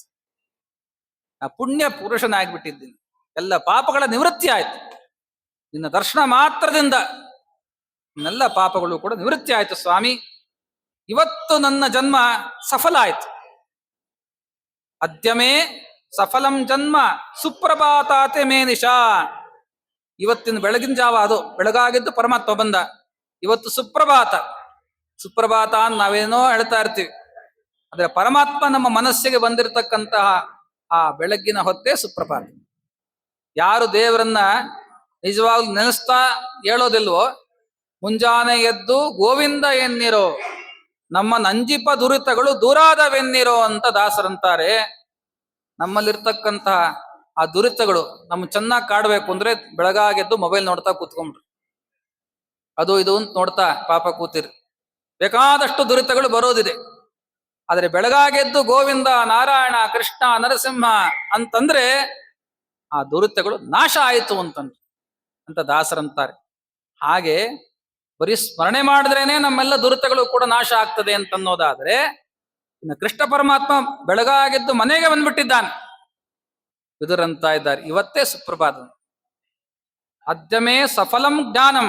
ವೇದವ್ಯಾಸರಿಂದ ವೇದವ್ಯಾಸರು ಕೊಟ್ಟಿರ್ತಕ್ಕಂಥ ಜ್ಞಾನ ಎಂಥದ್ದು ವಿದುರಲ್ಲಿ. ಆ ವಿದುರ ನೀತಿ ಅಂತ ಬರ್ತದೆ ಮಹಾಭಾರತ. ಎಂಥ ಜ್ಞಾನ ಅವ್ರದ್ದು, ಬಹಳ ವಿಸ್ತೃತವಾದ ಆಳವಾದ ಜ್ಞಾನ ನಮ್ಮ ವಿದುರದ್ದು. ಆ ಜ್ಞಾನ ನನ್ನಲ್ಲಿದೆ ಅಂದ್ರೆ ಇವತ್ತು ಅದು ಸಾರ್ಥಕವಾಯಿತು. ಇಷ್ಟೆಲ್ಲ ಉಪದೇಶ ಮಾಡ್ತಾ ಇದ್ದೆ, ಇವತ್ತು ಕೃಷ್ಣ ಪರಮಾತ್ಮ ನೀನೇ ಬಂದು ದರ್ಶನ ಕೊಟ್ಟಿಲ್ಲ, ಇವತ್ತು ನನ್ನ ಜ್ಞಾನ ಸಾರ್ಥಕವಾಯಿತು. ಇವತ್ತೇ ಎಲ್ಲ ಪರ್ವಕಾಲ ಬಂದಿದೆ. ಅದ್ಯಮೇ ಪಿತರಸ್ತುಷ್ಟ ಗೋವಿಂದೇ ಗೃಹಮಾಗತೆ. ಕೃಷ್ಣ ಪರಮಾತ್ಮ ಮನೆಗೆ ಬಂದ ಕೂಡಲೇ ನನ್ನೆಲ್ಲ ಪಿತೃಗಳು ಕೂಡ ಉದ್ಧತರಾಗ್ಬಿಟ್ರು ಸ್ವಾಮಿ ಅಂತ ಇಷ್ಟೆಲ್ಲ ಸ್ತೋತ್ರವನ್ನು ಕೃಷ್ಣ ಪರಮಾತ್ಮನ ಬಗ್ಗೆ ಮಾಡ್ತಾ ಇದ್ದಾರೆ. ಇವತ್ತೇ ಅಷ್ಟಮಿ, ಇವತ್ತೇ ಚತುರ್ದಶಿ. ನೋಡ್ರಿ, ಇವತ್ತೇ ಚತುರ್ದಶಿ ಆಗಿದೆ. ಇವತ್ತೇ ಚತುರ್ದಶಿ ಅವ್ರು ಹೇಳ್ತಾ ಇದ್ದಾರೆ. ಇವತ್ತೇ ಹುಣ್ಣಿಮೆ, ಇವತ್ತೇ ಅಮಾವಾಸ್ಯೆ, ಇವತ್ತೇ ದಿನತ್ರಯ. ಯಾವ ಯಾವ ಪರ್ವಕಾಲಗಳು ಅಂತ ಹೇಳಿ ತಿಂಗಳಲ್ಲಿ ನಮಗೆ ಬರ್ತಾ ಇದೆಯೋ ಅದೆಲ್ಲ ಪರ್ವಕಾಲವು ಕೂಡ ಒಂದೇ ಸರ್ತಿ ನನ್ನ ಮನೆಗೆ ಬಂದ್ಬಿಟ್ಟಿದೆ. ಯಾರು ಬರೋದ್ರಿಂದ? ಕೃಷ್ಣ ಪರಮಾತ್ಮ ಬಂದಿರೋದ್ರಿಂದ. ದೇವರು ಬರ್ತಾನೆ ಅಲ್ಲ, ಒಬ್ಬ ಉತ್ತಮನಾದ ಭಗವದ್ಭಕ್ತನಾದ ಬ್ರಾಹ್ಮಣ ಮನೆಗೆ ಬಂದಿರದೆ ಹಿಂಗೆ ತಿಳ್ಕೋಬೇಕು ಅಂತ ಶಾಸ್ತ್ರ ಹೇಳುತ್ತೆ. ಆ ಬ್ರಾಹ್ಮಣನ ಪಾದ ಪ್ರಕ್ಷಾಳನೆ ಮಾಡಿರ್ತಕ್ಕಂಥ ನೀರನ್ನು ಪ್ರೋಕ್ಷಣೆ ಮಾಡಿದ್ರೆ ಸಾಕು, ಎಲ್ಲಾ ತೀರ್ಥ ಸ್ನಾನ ಆಯ್ತು ಅಂತ. ಹಾಗೆ ನಾವು ಭಾವಿಸೋದಾದ್ರೆ ಇನ್ನು ಪರಮಾತ್ಮನೇ ಸಾಕ್ಷಾತ್ ಮನೆಗೆ ಬಂದಿದ್ರೆ ಇದೆಲ್ಲ ಪರ್ವಕಾಲವು ಕೂಡ ಏಕಕಾಲಕ್ಕೆ ಪ್ರಾಪ್ತವಾಯಿತು ಅಂತ ವಿದುರ ಸ್ತೋತ್ರ ಮಾಡ್ತಾ ಇದ್ದ. ದೇವರ ಬಂದದ ದಿವಸನೇ ಎಲ್ಲ ಪರ್ವಕಾಲ. ಹೀಗೆ ಅದ್ಯೈವ ಪಿಂಡ ಪಿತೃಯಜ್ಞಂ, ಇವತ್ತೇ ನಮ್ಮ ತಂದೆ ತಾಯಿಗಳ ಶ್ರಾದ್ದ ಅಂತಂದ್ರು ವಿದುರು. ಶ್ರಾದ್ದ ಯಾವತ್ತೋ ದಿವಸ ಇರಲಿ, ಅವ್ರು ಮೃತರಾದ ದಿವಸ ಮಾಡೋದಿದೆ. ಆದ್ರೆ ಪರಮಾತ್ಮ ಬಂದಿದ್ದೆಲ್ಲ ಇವತ್ತೇ ನನ್ನೆಲ್ಲ ಪಿತೃಗಳು ಕೂಡ ಶ್ರಾದ್ದ ಮಾಡಿಸಿಕೊಂಡು ಏನು ತೃಪ್ತಿಯನ್ನು ಹೊಂದಬೇಕೋ ಆ ತೃಪ್ತಿಯನ್ನ ಪಡೆದಾಯ್ತು. ಈ ಪಾದ ಧೂಳಿ ಹಾಕದ ಕೂಡ್ಲೇನೆ ನನ್ನೆಲ್ಲ ಪಿತೃಗಳು ಕೂಡ ಉದ್ಧತರಾಗ್ಬಿಟ್ಟಿದ್ದಾರೆ. ಇದ್ರಲ್ಲಿ ಕಿಂಚಿತ್ತು ಸಂಶಯ ಬೇಡ. ಹೀಗೆ ದಾಮೋದರೇಣ ಸಹಸ ಗೃಹಮಾಗತೇನ, ನೀ ಒಬ್ಬನೇ ಬಂದಿಲ್ಲ, ನಿನ್ ಜೊತೆಗೆ ದೇವತೆಗಳು ಪಿತೃದೇವತೆಗಳು ಎಲ್ಲರೂ ಬಂದಿದ್ದಾರೆ. ದೇವರು ಬಂದ ಅಂದ್ರೆ ಅವನಿಂದ ಎಲ್ಲರೂ ಬರ್ತಾ ಇರ್ತಾರೆ. ಒಬ್ಬ ವ್ಯಕ್ತಿ ದೊಡ್ಡ ಅಧಿಕಾರಿ ಬರ್ತಾನೆ, ಮೋದಿ ಬಂದ ಅಂದ್ರೆ ಎಲ್ಲ ಮಿನಿಸ್ಟರ್ ಬರ್ತಾರಲ್ಲ, ಕ್ಯಾಬಿನೆಟ್ಟೇ ಬಂದಂಗೆ ಹೇಗೋ ಆ ರೀತಿಯಾಗಿ ಪರಮಾತ್ಮ ಬಂದ ಅಂದ್ರೆ ಇಡೀ ಬ್ರಹ್ಮಾಂಡಗತರಾಗಿರ್ತಕ್ಕಂಥ ಎಲ್ಲಾ ದೇವತೆಗಳು ಬಂದಿದ್ದಾರೆ, ಪಿತೃಗಳು ಬಂದಿದ್ದಾರೆ, ಋಷಿಗಳು ಬಂದಿದ್ದಾರೆ. ಇವ್ರು ಯಾರ್ಯಾರು ಕೂಡ ಭಗವದ್ ಭಕ್ತರಿದ್ದಾರೆ, ಎಲ್ಲರೂ ಕೂಡ ಪರಮಾತ್ಮನ ಜೊತೆಗೆ ಬಂದಿದ್ದಾರೆ ಅಂತ ಇಂಥ ಅದ್ಭುತವಾದ ಸ್ತೋತ್ರವನ್ನ ವಿದುರರು ಮಾಡ್ತಾ ಇದ್ದಾರೆ. ಇಷ್ಟನ್ನ ಸ್ತೋತ್ರ ಮಾಡಿ ಮತ್ತೆ ಕೃಷ್ಣ ಪರಮಾತ್ಮ ಎಂಥ ಸ್ತೋತ್ರ ಮಾಡಿದ್ದೀರಿ ವಿದುರರೇ, ಬಹಳ ಉತ್ತಮವಾಗಿ ನೀವು ಸ್ತೋತ್ರ ಮಾಡ್ತಾ ಇದ್ದೀರಿ. ತುಷ್ಟೋಸ್ಮಿ ತೇ ಮಹಾಭಕ್ತ್ಯ, ನಿಮ್ಮ ಭಕ್ತಿಯಿಂದ ಬಹಳ ಸಂತೋಷ ಆಗಿದೆ ಅಂತ ಕೃಷ್ಣ ಪರಮಾತ್ಮ ಅಂದ. ಅದಕ್ಕೋಸ್ಕರ ನಿಮ್ಮ ಮನೆಗೆ ಬಂದಿದ್ದು ನಾನು ಅಂತ. ಇಷ್ಟು ಭಕ್ತಿ ಮಾಡ್ತಿರಲ್ಲ ನೀವು, ಅದಕ್ಕೋಸ್ಕರ ನಿಮ್ಮ ಮನೆಗೆ ನಾ ಬಂದೆ ಅಂತ ಈ ರೀತಿಯಾಗಿ ವಿದುರರು ಸ್ತೋತ್ರವನ್ನು ಮಾಡ್ತಾ ಇದ್ದಾರೆ. ಆಗ ವಿದುರರೇ, ಬಹಳ ಸಂತೋಷ ಆಗಿ ನಿಮಗೆ ವರ ಕೊಡಬೇಕು ಅಂತಿದ್ದೀನಿ. ಈಗ ವರ ಕೊಡ್ಲಿಕ್ಕೆ ಬಂದಿದ್ದೀನಿ, ಏನ್ ವರ ಬೇಕು ಕೇಳ್ರಿ ಅಂತಂದು. ಏನ್ ಕೇಳಬೇಕು ವಿದುರರು? ನಾವು ಅನ್ಕೊಂಡ್ಬಿಡ್ತೀವಿ, ಓ ಮಹಾಜ್ಞಾನಿಗಳು ತಕ್ಷಣ ಮೋಕ್ಷ ಕೊಟ್ಬಿಡ್ರಿ ಅಂತ ಕೇಳಿದ್ರ ವಿದುರರು. ಏಕಾಂತ ಭಕ್ತಿ ಕೇಳಿದ್ರ? ಏನ್ ಕೇಳಿದ್ರು ವಿದುರರು? ಅದೆಲ್ಲ ಏನ್ ಕೇಳಲೇ ಇಲ್ಲ. ಏನ್ ಕೇಳಿದ್ದಾರಾಗಿದ್ರೆ ಅವರು ಮತ್ತೆ? ಭೋಜನಂ ವಿಪ್ರ ಸಂಕೀರ್ಣೆ ಬಂಧು ಸಂಕೀರ್ಣ ಮಂದಿರಂ ಶಯನಂ ಸುತ ಸಂಕೀರ್ಣಂ ದೇಹಿ ಮೇ ಮಧುಸೂದನ. ಇಷ್ಟು ಭಾಗ್ಯಗಳು ನನಗೆ ಕೊಡು ಅಂತ ಕೇಳ್ತಾರೆ ವಿದುರು. ಏನನ್ ಮತ್ತೆ? ನಾವು ಊಟ ಮಾಡ್ಬೇಕಾದ್ರೆ ಆ ಬ್ರಾಹ್ಮಣರ ಪರಿಸರದಲ್ಲಿ ಅವರು ಊಟ ಮಾಡಿ ಉಚ್ಚಿಷ್ಟ ಏನಿದೆ ಮತ್ತೆ ಉಳಿದಿದ್ದು ಅದನ್ನ ತಿನ್ಬೇಕು, ಅಂಥ ಭಾಗ್ಯವನ್ನು ನಮ್ಗೆ ಕೊಡು ಕೃಷ್ಣ ಅಂತ ಕೇಳ. ಬ್ರಾಹ್ಮಣರು ಭೋಜನ ಮಾಡಿರ್ತಕ್ಕಂತಹ, ಭೋಜನ ಮಾಡಿ ಉಳಿದಿರತಕ್ಕಂಥ ಅಡಿಗೆ ಏನಿದೆ ಅದನ್ನ ಸ್ವೀಕಾರ ಮಾಡ್ಬೇಕು. ಅದು ಬ್ರಾಹ್ಮಣರು ಉಚ್ಚಿಷ್ಟ ಅಂದ್ರೆ ಇದರ್ಥ. ಅಂದ್ರೆ ಬ್ರಾಹ್ಮಣರಲ್ಲಿ ಹಾಕಿ ತಿಂದಿದ್ದು ನಾವು ಅದನ್ನ ಉಳಿದು ತಿನ್ನೋದು ಅಂತ ತಾತ್ಪರ್ಯ ಅಲ್ಲ.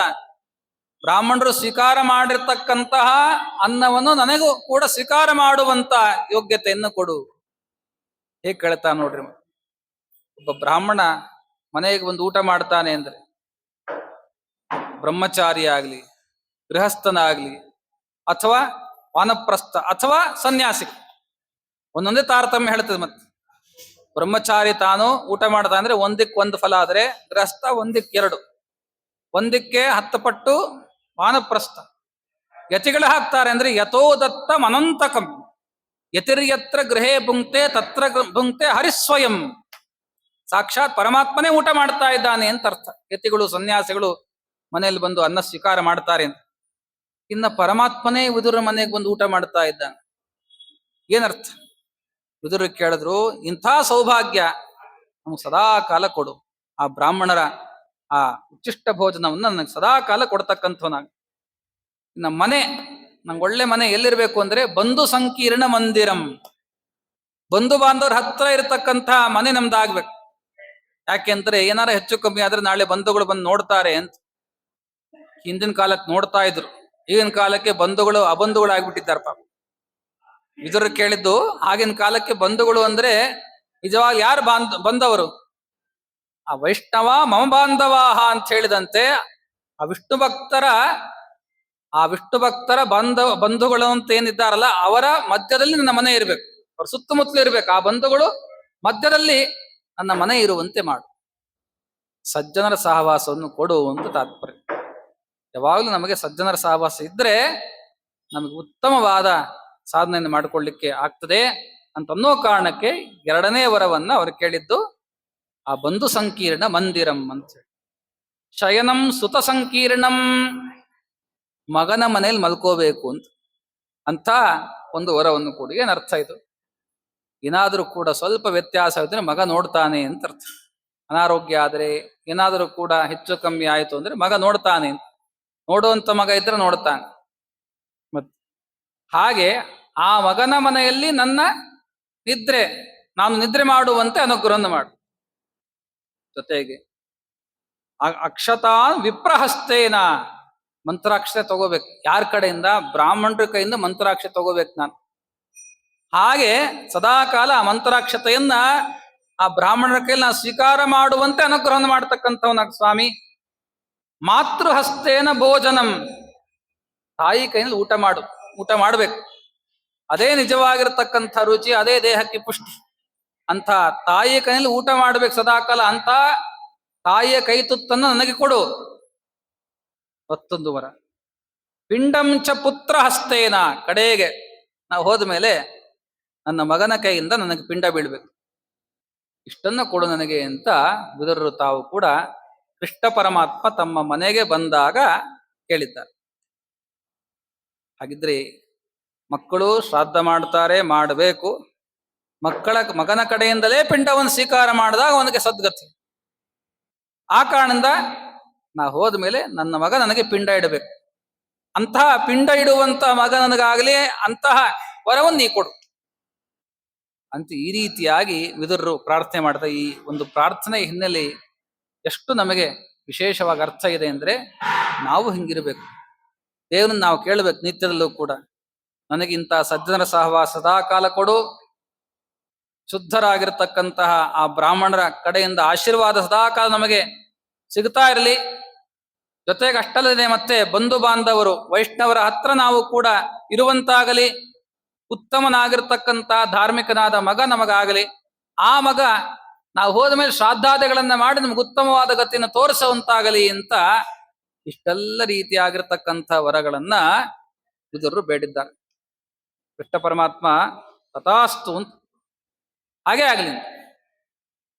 ಇನ್ನೇನಾಯ್ತು? ಇಲ್ಲೇನೋ ವಿದುರ ಮನೇಲಿ ಊಟ ಮಾಡ್ದ, ಮುಗೀತು. ಈ ಕಡೆ ದುರ್ಯೋಧನಕ್ಕೆ ಸಿಟ್ಟು ಬಂದ್ಬಿಡ್ತು. ಅಲ್ಲಲ್ಲ, ಹಸ್ತನಾಪುರ ಕೃಷ್ಣ ಬಂದಿದ್ದಾನಂತೆ, ಏಕಾಏಕಿ ನನ್ನ ಮನೆಗೆ ಬರೋದ್ ಬಿಟ್ಟು ವಿದುರನ್ ಮನೆಗೆ ಹೋಗಿ ಊಟ ಮಾಡಿದ್ದಾನಲ್ಲ, ಏನ್ ಹೇಳ್ಬೇಕು ಅವನಿಗೆ? ಅದಕ್ಕೆ ಗೊಳ್ಳ್ರ ಬುದ್ಧಿ ಹಂಗೆ ಅಂತ. ಈ ಗೊಲ್ಲ ಇವನು ಬಂದು ಶ್ರೀಮಂತ, ನಾನು ರಾಜನಿದ್ದೀನಿ, ಅಂಥದ್ದು ನನ್ನ ಮನೆಗೆ ಬಂದು ಊಟ ಮಾಡೋದ್ ಬಿಟ್ಟು ದರಿದ್ರನಾಗಿರ್ತಕ್ಕಂಥ ವಿದುರನ ಮನೆಗೆ ಹೋಗಿ ಊಟ ಮಾಡಿದ್ದಾನಲ್ಲ, ಏನಂತ ಹೇಳ್ಬೇಕು ಅವನು ಅಂಥೇಳಿ ಆ ದುರ್ಯೋಧನ ಬಹಳ ಸಿಟ್ಟು ಮಾಡಿದ್ದಾನೆ. ಆಗ ತಾನೇ ವಿದುರನ ಮನೆಗೆ ಓಡೋಡಿ ಬಂದಂತ ದುರ್ಯೋಧನ ಕೃಷ್ಣಂಗ್ ಬೈಲಿಕ್ಕೆ ಅಂತ. ಏನು ಡೈರೆಕ್ಟ್ ಆಗಿ ನನ್ನ ಮನೆ ಹಾದಿ ಗೊತ್ತಿರಲ್ಲ ನಿನಗೆ, ಹಸ್ತನಾಪುರಕ್ಕೆ ಬಂದಿದ್ದಿ, ದುರ್ಯೋಧನ ಮನೆ ಎಲ್ಲಿ ಅಂತ ಹೇಳಿದ್ರೆ ಎಲ್ಲರೂ ತೋರಿಸ್ತಾ ಇದ್ರು. ಅಂತ ನನ್ನ ಮನೆಗೆ ಬಂದು ಊಟ ಮಾಡೋದ್ ಬಿಟ್ಟು ಇವನ್ ಮನೇಲಿ ಬಂದು ಕೂತಿದ್ದಿಲ್ಲ, ಏನ್ ಹೇಳ್ಬೇಕು ನಿನಗೆ? ಮತ್ತೆ ಕೃಷ್ಣ, ಭೀಷ್ಮದ್ರೋಣೋ ಪರಿತ್ಯಜ್ಯ, ನಾನ್ ಬೇಡ ಹೋಗ್ಲಿ, ಭೀಷ್ಮಾಚಾರ್ಯ ಇದ್ರು, ದ್ರೋಣಾಚಾರ್ಯ ಇದ್ರು, ಆ ಭೀಷ್ಮಾಚಾರು ಬೇಡ, ದ್ರೋಣಾಚಾರು ಬೇಡ ಅಂತ ವಿದುರನ ಮನೆಗೆ ಬಂದು ಊಟ ಮಾಡ್ತಾ ಇದ್ದಿಲ್ಲ, ಏನ್ ಹೇಳ್ಬೇಕು ನಡೆಬಾರ? ಕಿಮರ್ಥಂ ಪುಂಡರೀಕಾಕ್ಷ ಕೃತಂ ವೃಷಲ ಭೋಜನಂ, ಹೋಗಿ ಒಬ್ಬ ಶೂದ್ರನ ಮನೆಯಲ್ಲಿ ಊಟವನ್ನು ಮಾಡಿದ್ದಿಲ್ಲ, ಏನಂತ ಹೇಳ್ಬೇಕು? ಅಂಥದ್ದು ನಿನಗೆ ನಿಜವಾಗ್ಲೂ ತಲೆಯಲ್ಲಿ ಬುದ್ಧಿ ಇಲ್ಲ. ಭೀಷ್ಮಾಚಾರ್ಯ ಇದ್ರು, ಅವ್ರ ಹತ್ರ ಹೋಗ್ಲಿಲ್ಲ. ದ್ರೋಣಾಚಾರ್ಯ ಇದ್ರು, ಅವ್ರ ಮನೆಗೆ ಹೋಗಿಲ್ಲ. ನಾನಿದ್ದೆ, ನನ್ನ ಮನೆಗೆ ಬರಲಿಲ್ಲ.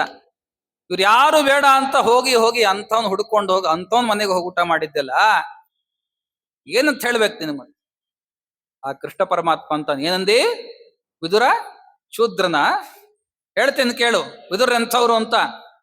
ನ ಶೂದ್ರ ಭಗವದ್ಭಕ್ತ ವಿಪ್ರಾ ಭಾಗವತ ಸ್ಮೃತಾ, ಯಾರು ಭಾಗವತರೋ, ಯಾರು ಭಗವದ್ಭಕ್ತರೋ, ಯಾರು ಭಾಗವತರು ಅನುಷ್ಠಾನ ಮಾಡ್ತಾ ಇರ್ತಾರೋ ಅವ್ರೇನು ಶೂದ್ರರೇನು? ಅವರು ಮಹಾಜ್ಞಾನಿಗಳು, ಸಾಕ್ಷಾತ್ ವೇದವ್ಯಾಸರ ಅನುಗ್ರಹದಿಂದ ಅವತಾರ ಮಾಡಿರ್ತಕ್ಕಂಥ ಮಹಾನುಭಾವರು ವಿದುರು. ಅಂಥವ್ರನ್ನ ಹೀಗೆ ಬೈತಾ ಇದ್ದೆ ನೀನು. ಸರ್ವವರ್ಣೇಶು ತೇ ರುದ್ರ ಏ ಅಭಕ್ತ ಜನಾರ್ದನೆ. ಯಾರು ದೇವರಲ್ಲಿ ಭಕ್ತಿ ಮಾಡೋದಿಲ್ಲೋ ಅವರೇ ಅಂತ್ಯಜರು ಅಂತ ಪರಮಾತ್ಮ ಬೈದ. ನಾವು ಜನ್ವಾರ ಹಾಕೊಂಡಿರ್ತೀವಿ, ಆದ್ರೂ ಕೂಡ ದೇವರಲ್ಲಿ ಭಕ್ತಿ ಮಾಡೋದಿಲ್ಲ. ಅಂಗಾರಕ್ಷಂತೆ ಹಚ್ಕೊಂತೀವಿ, ದೇವರಲ್ಲಿ ಭಕ್ತಿ ಇಲ್ಲ, ಬೇರೆದ್ರಲ್ಲೆಲ್ಲ ಭಕ್ತಿ ಇರತ್ತೆ. ಹಾಗಿದ್ರೆ ನಾವು ನಾಮಕಾವಸ್ಥೆ ಅಷ್ಟೇ, ವೇಷ ಮಾತ್ರ ಅದು. ನಿಜವಾಗ್ಲೂ ಒಳಗೆ ಯಾರು ನಾವು ಅಂತ್ಯಜರು. ಹಾಗೆ ಬೈತಾ ಇದ್ದಾನೆ ಪರಮ. ಏನು ದುರ್ಯೋಧನ, ನೀನ್ ನಿಜವಾಗ್ಲೂ ಕೂಡ ಅಂಥವನು, ನೀ ಅಂತ್ಯಜ. ಅವನಲ್ಲ, ಯಾಕೆಂದ್ರೆ ಅವನು ಭಗವದ್ಭಕ್ತ, ನನ್ನ ಭಕ್ತ ಅವನು. ಅದರಿಂದ ಇದನ್ನು ತಿಳ್ಕೋ, ಅವರ ಅನ್ನ, ಯಾರು ಭಾಗವತ ಧರ್ಮ ಅನುಷ್ಠಾನ ಮಾಡ್ತಾರೋ ಅವರ ಅನ್ನ ಶುದ್ಧವಾದ ಅನ್ನ. ಶುದ್ಧಂ ಭಾಗವತಸ್ಯಾನ್ನಂ, ಶುದ್ಧಂ ಭಾಗೀರಥಿ ಜಲಂ, ಶುದ್ಧಂ ವಿಷ್ಣು ಪದಧ್ಯಾನಂ, ಶುದ್ಧಂ ಏಕಾದಶಿ ವ್ರತಂ. 4 ಶುದ್ಧ ಅಂತ ಪರಮಾತ್ಮ ಹೇಳ್ದ. ಭಾಗವತೋತ್ತಮರ ಮನೆಯ ಅನ್ನ ಶುದ್ಧ. ಶ್ರೋತ್ರಿಯರ ಮನೆಯ ಅನ್ನ ಕೇಳ್ಬೇಕು ನಾವು. ಅಪ್ಪ ನಿಮ್ಮಲ್ಲಿ ಊಟ ಕರೀರಿ ಅಂತ ನಾವು ಬೇಡಬೇಕಂತ. ನಿಮ್ಮ ಮನೆ ಅನ್ನ ತಿಂದ್ರೆ ಉತ್ತಮವಾಗಿರ್ತಕ್ಕಂಥ ಜ್ಞಾನ ಜನ್ಮಾಂತರಲ್ಲಾದ್ರೂ ಕೂಡ ನಮಗೆ ಬರುತ್ತೆ, ಅದಕ್ಕೋಸ್ಕರ ನಿಮ್ಮನೆ ಊಟ ಕರೀರಿ ಅಂತ ಸೋತ್ತಮರನ್ನ ಜ್ಞಾನಿಗಳನ್ನ ಕಾಡಿ ಬೇಡಿ ಅವ್ರ ಮನೆಗೆ ಊಟ ಮಾಡ್ಬೇಕಂತ. ಯಾಚಯೇತ್ ಶ್ರೋತ್ರಿಯಸ್ಯಾನ್ನಂ ತದಭಾವೇ ಜಲಂ ಪಿಬೇತ್ ಅಂತ ಶಾಸ್ತ್ರ. ಶ್ರೋತ್ರಿಯರ ಮನೆಗೆ ಹೋಗಿ ಬೇಡ್ಕೊಂಡಾದ್ರೂ ಕೂಡ ಅನ್ನ ಹಾಕ್ರಿ ಅಂತ ಕೇಳಬೇಕು. ಇಲ್ಲಪ್ಪ ನಮ್ಮ ಕೈಲಿ ಅನ್ನ ಹಾಕ್ಲಿಕ್ಕೆ ಸಾಮರ್ಥ್ಯ ಇಲ್ಲ, ನೀರಾದ್ರೂ ಕೊಡ್ರಿ ಅಂತ ಕಡೆ ನಾವು ಕಾಡಿ ಬೇಡಿ ನೀರಾದ್ರೂ ಕುಡಿಬೇಕು. ಇದರಿಂದ ಏನಾಗುತ್ತೆ ಅಂದ್ರೆ ಅಚ್ಯುತ ಪ್ರೇಕ್ಷಾಚಾರ ದೃಷ್ಟಾಂತ. ಶ್ರೀಮದಾಚಾರ್ಯರಿಗೆ ಸನ್ಯಾಸ ಕೊಡ್ತಕ್ಕಂಥ ಗುರುಗಳಾಗಿಬಿಟ್ರು ಅಂದ್ರೆ ಏನ್ ಆಶ್ಚರ್ಯ. ವಾಯುದೇವರಿಗೆ ಸನ್ಯಾಸವನ್ನು ಕೊಡ್ತಾರೆ ಅಂದ್ರೆ ಏನರ್ಥ, ಇವ್ರ ಯೋಗ್ಯತಾ ಏನು ಅಂತ ಸುಮಧ್ವಿಜಲ್ಲಿ ಹೇಳ್ತಾರಲ್ಲ ನಾರಾಯಣ ಪಂಡಿತಾಚಾರ್ಯ. ಪುರೈಷ ಕೃಷ್ಣಾಕರ ಸಿದ್ಧ ಸಿದ್ಧಿ ಮಧ್ವರಾನ್ನ ಭುಕ್ತ್ಯಾ ಕಿಲ ಪಾಂಡವಾಲಯೇ ವಿಶೋಧಿತಾತ್ಮ ಮಧುಕೃತ್ ಪ್ರವೃತ್ತಿಮಾಶ್ಚಚಾರ ಕಾಂಚಿತ್ ಪರಿವತ್ಸರಾಣ್ಮುದಾ. ಅಚ್ಯುತ ಪ್ರೇಕ್ಷಾಚಾರ್ಯ ಹಿಂದಿನ ಜನ್ಮದಲ್ಲಿ ತಾವು ಪಾಂಡವರು ವನವಾಸದಲ್ಲಿ ಇರ್ತಕ್ಕಂಥ ಸಂದರ್ಭದಲ್ಲಿ ಅವರು ವಾರಾನ್ನಕ್ಕಿದ್ರಂತೆ. ದ್ರೌಪದಿ ಹಾಕಿರ್ತಕ್ಕಂಥ ಅನ್ನವನ್ನ ತಿಂದ ಒಂದು ದೊಡ್ಡದಾಗಿರ್ತಕ್ಕಂಥ ಪುಣ್ಯದಿಂದ ಈಗ ಅವರು ಶ್ರೀಮದಾಚಾರ್ಯರಿಗೆ ಸನ್ಯಾಸವನ್ನು ಕೊಡ್ತಕ್ಕಂಥ ಗುರುಗಳಾಗುವ ಯೋಗ್ಯತೆ ಬಂತು. ಸುಮ್ಮನೆ ಅನ್ನ ತಿಂದಿದ್ದಕ್ಕೆ, ದ್ರೌಪದಿ ಮಾಡಾಕಿರ್ತಕ್ಕಂಥ ಅಡುಗೆಯನ್ನು ತಿಂದಿದ್ದಕ್ಕೆ ಇಂಥ ದೊಡ್ಡ ಯೋಗ್ಯತೆ ಬಂದ್ಬಿಡ್ತವ್ರು. ಹಾಗಿದ್ರೆ ಶ್ರೋತ್ರಿಯರ ಮನೆಯನ್ನ ತಿಂತೀವಿ ಅಂದ್ರೆ ಜನ್ಮಾಂತರ ನಮಗೆ ಪ್ರಮೋಷನ್ಗಳಾಗ್ತದೆ. ಯಾವುದರಲ್ಲಿ? ಆ ವಿಷ್ಣು ಭಕ್ತಿಯಲ್ಲಿ, ಪರಮಾತ್ಮನ ಕುರಿತಾದ ಜ್ಞಾನದ ಪ್ರಮೋಷನ್ ಹೀಗೆ ಆಗತ್ತೆ. ಅದಕ್ಕೆ ಪರಮಾತ್ಮ ಅಂತ ಕೃಷ್ಣ ಪರಮಾತ್ಮ ವಿದುರರ ಮನೆ ಅನ್ನ ಅಂತಂದ್ರೆ ಶುದ್ಧ ಅದು ಅಂತ. ಇನ್ ಮನೆ ಅನ್ನ ತಿಂದ್ರೆ ಅದು ಪಾಪಿಷ್ಟ್ರ ಅನ್ನ. ಮತ್ತೆ ಅದಕ್ಕೋಸ್ಕರ ಕೆಟ್ಟ ಬುದ್ಧಿ ಬರ್ತದೆ. ಅನ್ನ ಎಲ್ಲಿ ತಿಂತೀವಿ, ಹೇಗ್ ತಿಂತೀವಿ, ಯಾವ ಕ್ರಮದಲ್ಲಿ ತಿಂತೀವಿ, ಅದೆಲ್ಲ ಬಹಳ ಕೌಂಟ್ ಆಗ್ತದೆ. ಹೇಗಂದ್ರಂಗೆ ಯಾರಿಂದೋ ಮಾಡಲ್ಪಟ್ಟಿರ್ತಕ್ಕಂಥ, ಯಾರೋ ಕೊಟ್ಟಿರ್ತಕ್ಕಂಥ ಅನ್ನ ತಿಂತೀವಿ ಅಂದ್ರೆ ಅವನ ಪಾಪವನ್ನೇ ತಿಂತಾ ಇದ್ದೀವಿ ಅಂತ ಅರ್ಥ. ಅವನ ಬುದ್ಧಿ ನಮಗೂ ಬಂದ್ಬಿಡ್ತದೆ. ಯಾಕೆಂದ್ರೆ ಅನ್ನದಲ್ಲಿ ಕೂಡ ವಿಶೇಷವಾಗಿ ಯಜಮಾನ ಕೊಡ್ತಕ್ಕಂಥ ಅನ್ನದಲ್ಲಿ ಅವನ ಪಾಪಗಳೆಲ್ಲವೂ ಕೂಡ ಅದಲ್ಲಿರ್ತದೆ. ಅದನ್ನ ನಾವು ತಿಂತೀವಿ ಅಂದ್ರೆ ಅದೇ ಬುದ್ಧಿ ನಮಗ್ ಬರ್ತದೆ. ಯಾರ ಅನ್ನವನ್ನು ತಿಂತಾ ಇದ್ದಾರೋ ಅವ್ರು ಅವರೇ ಆಗಿಬಿಡ್ತಾರೆ ಅಂತ ಅರ್ಥ. ಈ ರೀತಿಯಾಗಿ ನಾವು ಶುದ್ಧವಾದ ಅನ್ನ ತಿಂದ್ರೆ ಶುದ್ಧವಾದ ಜ್ಞಾನ, ಆರೋಗ್ಯನೂ ಚೆನ್ನಾಗಿರುತ್ತೆ. ಅದನ್ನು ವಿದುರರ ಮನೆ ಅನ್ನ ಅಂದ್ರೆ ನೀನು ಅಂತ್ಯದರ ಅನ್ನ, ವೃಷಳ ಭೋಜನಂ ಅಂತಂದಿಲ್ಲ. ಮತ್ತೆ ಸರ್ವಥಾ ತಪ್ಪದು. ನಿನ್ನ ಮನೆ ಅನ್ನ ಆಗಿದೆ ನೋಡು. ಇನ್ನ ಯಾವಾಗಲೂ ಶುದ್ಧವಾದದ್ದು ಗಂಗಾ. ಆ ಗಂಗಾ ಯಾವಾಗಲೂ ಶುದ್ಧವಾಗಿರ್ತದೆ.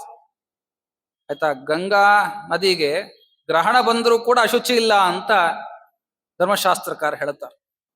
ಗ್ರಹಣ ಬಂದರೂ ಕೂಡ ಅಶುಚಿ ಇಲ್ಲ, ಯಾವಾಗ ನದಿಗಳಿಗಿರೋದಿಲ್ಲ, ಅದರಲ್ಲೂ ಕೂಡ ಗಂಗಾ. ಆ ಗಂಗಾ ಯಾವತ್ತಿಗೂ ಕೂಡ ಸಾವಿರಾರು ಕೋಟಿ ಜನ ಬಂದು ಮುಳುಗೋದ್ರು ಕೂಡ, ಅವರು ಪಾಪವನ್ನಲ್ಲಿ ಬಿಡ್ತಾ ಹೋದರೂ ಕೂಡ ಗಂಗೆಗೆ ಮಾತ್ರ ಅಶುಚಿ ಇಲ್ಲ, ಯಾವಾಗಲೂ ಶುದ್ಧಳು. ಅದು ಕೃಷ್ಣ ಪರಮಾತ್ಮ ಹೇಳಿರ್ತಕ್ಕಂಥ ಮಾತ್ಮ. ಶುದ್ಧಂ ಭಾಗೀರಥಿ ಜಲಂ. ಜೊತೆಗೆ ಸದಾಕಾಲ ಪರಮಾತ್ಮನ ಸ್ಮರಣೆ ಮಾಡೋದೇ ಶುದ್ಧ. ಶುದ್ಧಂ ವಿಷ್ಣು ಪದಧ್ಯಾನಂ. ಪರಮಾತ್ಮನ ಪಾದಾರವನ್ನು ಸದಾಕಾಲ ಧ್ಯಾನ ಮಾಡ್ತಾರಲ್ಲ ಅವರೇ ಶುದ್ಧರು, ಅದೇ ಶುದ್ಧಿ. ಸುಮ್ಮನೆ ನಾವು ಸ್ನಾನ ಮಾಡ್ಕೊಂಡು ಬಂದು ಎಲ್ಲೆಲ್ಲೋ ಏನೇನೋ ಮಾತಾಡ್ತಾ ಮನಸ್ಸನ್ನೆಲ್ಲೋ ಇಡ್ತಾ ಮಡಿ ಅಂತನ್ನೋದು ಅದರಲ್ಲೆಲ್ಲೋ ಯೋಚನೆ, ತಿಪ್ಪೆಯಲ್ಲಿ ಹೋಗಿ ಮನಸ್ಸು ಬಿದ್ದಿರ್ತದೆ. ಹಾಗಿದ್ರೆ ಅದು ಮಡಿಯಲ್ಲ. ಯಸ್ಮರೇತ್ ಪುಂಡರೀಕಾಕ್ಷಂ ಸಬಾಹ್ಯಾಭ್ಯಂತರ ಶುಚಿ. ನಿತ್ಯ ನಾವು ಹೇಳ್ತೀವಿ ಸಂಧ್ಯಾನೆ ಮಾಡಬೇಕಾದ ನಿತ್ಯದಲ್ಲೂ ಕೂಡ ಯಾರು ಪುಂಡರೀಕಾಕ್ಷನ್ ಸ್ಮರಣೆ ಮಾಡ್ತಾ ಇರ್ತಾರೋ ಒಳಗೂ ಹೊರಗೂ ಅವರು ಶುದ್ಧರಾಗಿರ್ತಾರೆ.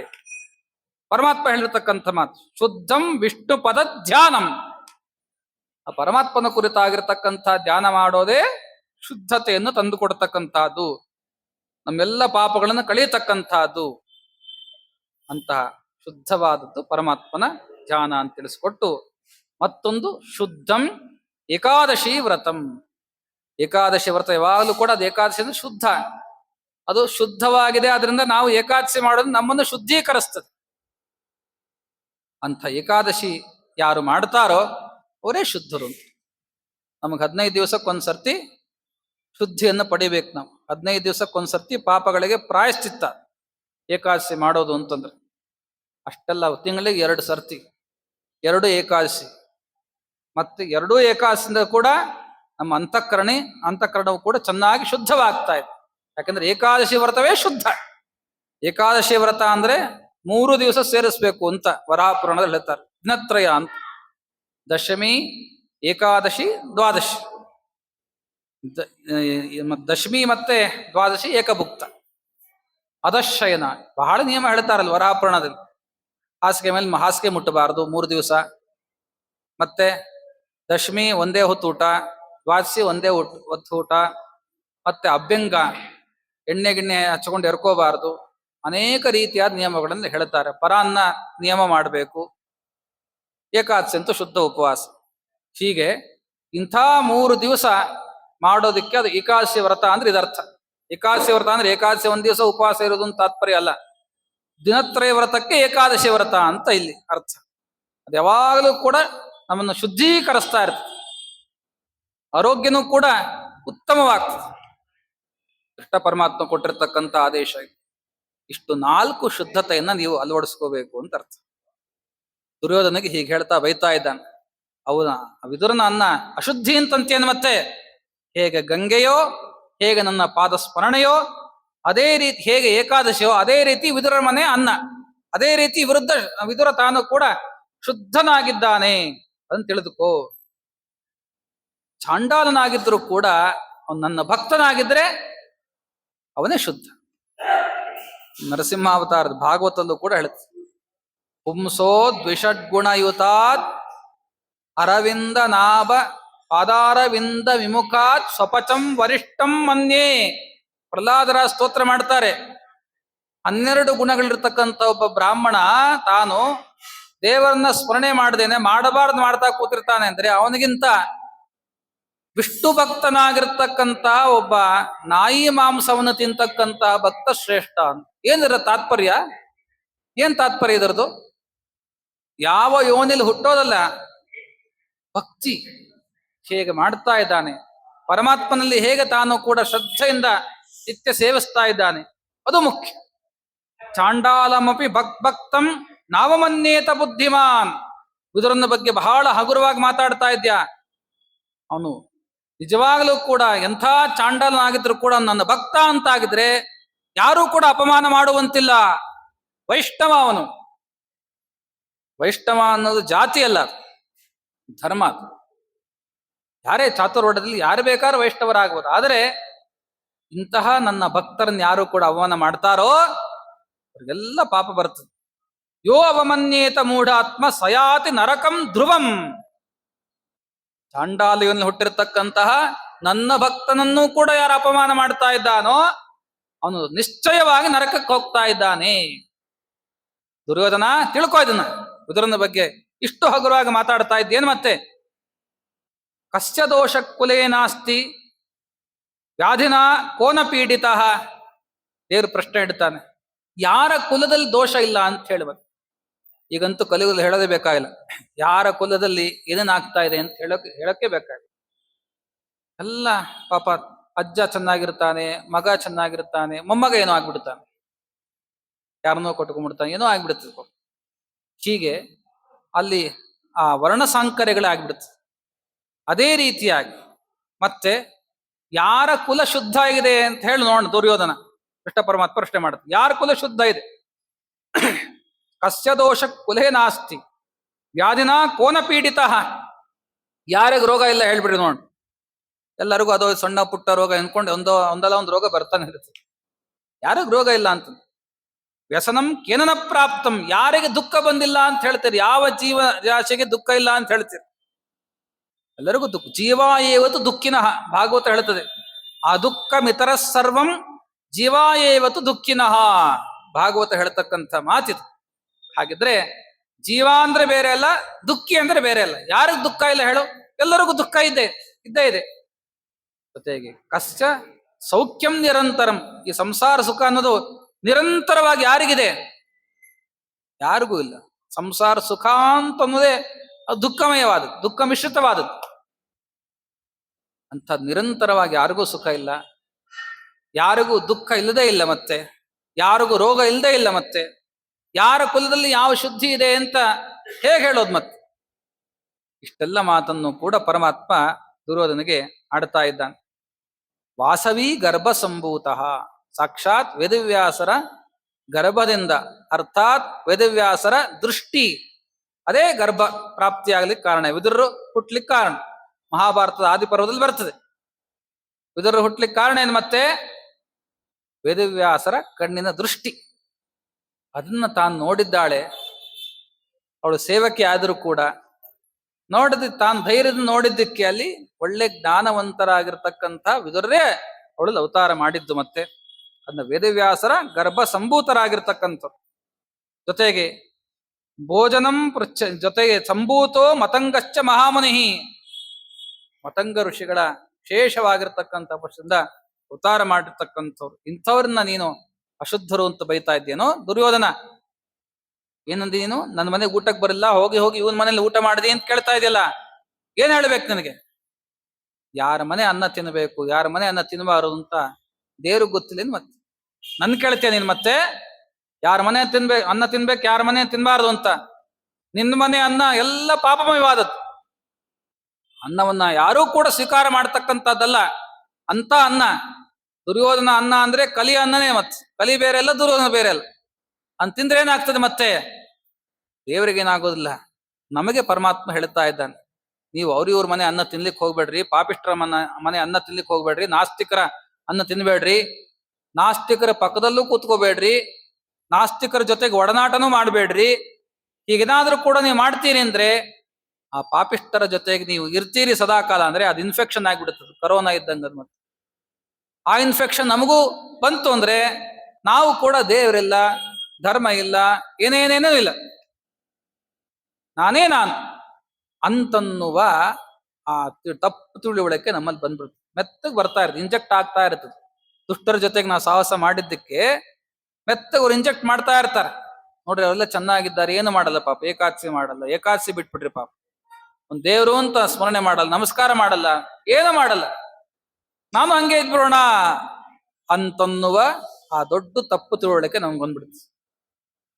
ಹಾಗಾಗಬಾರ್ದು ಅಂತಂದ್ರೆ ಆ ದುಷ್ಟರ ಸಹವಾಸವನ್ನು ನಾವು ತ್ಯಾಗ ಮಾಡಬೇಕು ಅಂತ ಈ ರೀತಿಯಾಗಿ ಪರಮಾತ್ಮ ಹೇಳ್ತಾನೆ. ಇನ್ನು ಭೋಜನದ ಬಗ್ಗೆ ಒಳ್ಳೆ ಸ್ವಾರಸ್ಯಕರವಾದ ಮಾತನ್ನ ಹೇಳ್ತಾನೆ. ನಿನ್ನ ಮನೆ ಅನ್ನ ನಾ ಯಾಕೆ ತಿಂದಿಲ್ಲ, ಯಾಕೆ ಸ್ವೀಕಾರ ಮಾಡಲಿಲ್ಲ ಅಂತಂದ್ರೆ ಒಳ್ಳೆ ಕಾರಣವನ್ನು ಕೊಡ್ತಾನೆ. ಮತ್ತದನ್ನ ನಾಳೆ ತಿಳಿಯೋಣ ಅಂತ. ಶ್ರೀಕೃಷ್ಣಾರ್ಪಣಮಸ್ತು. ಹರಯೇ ನಮಃ.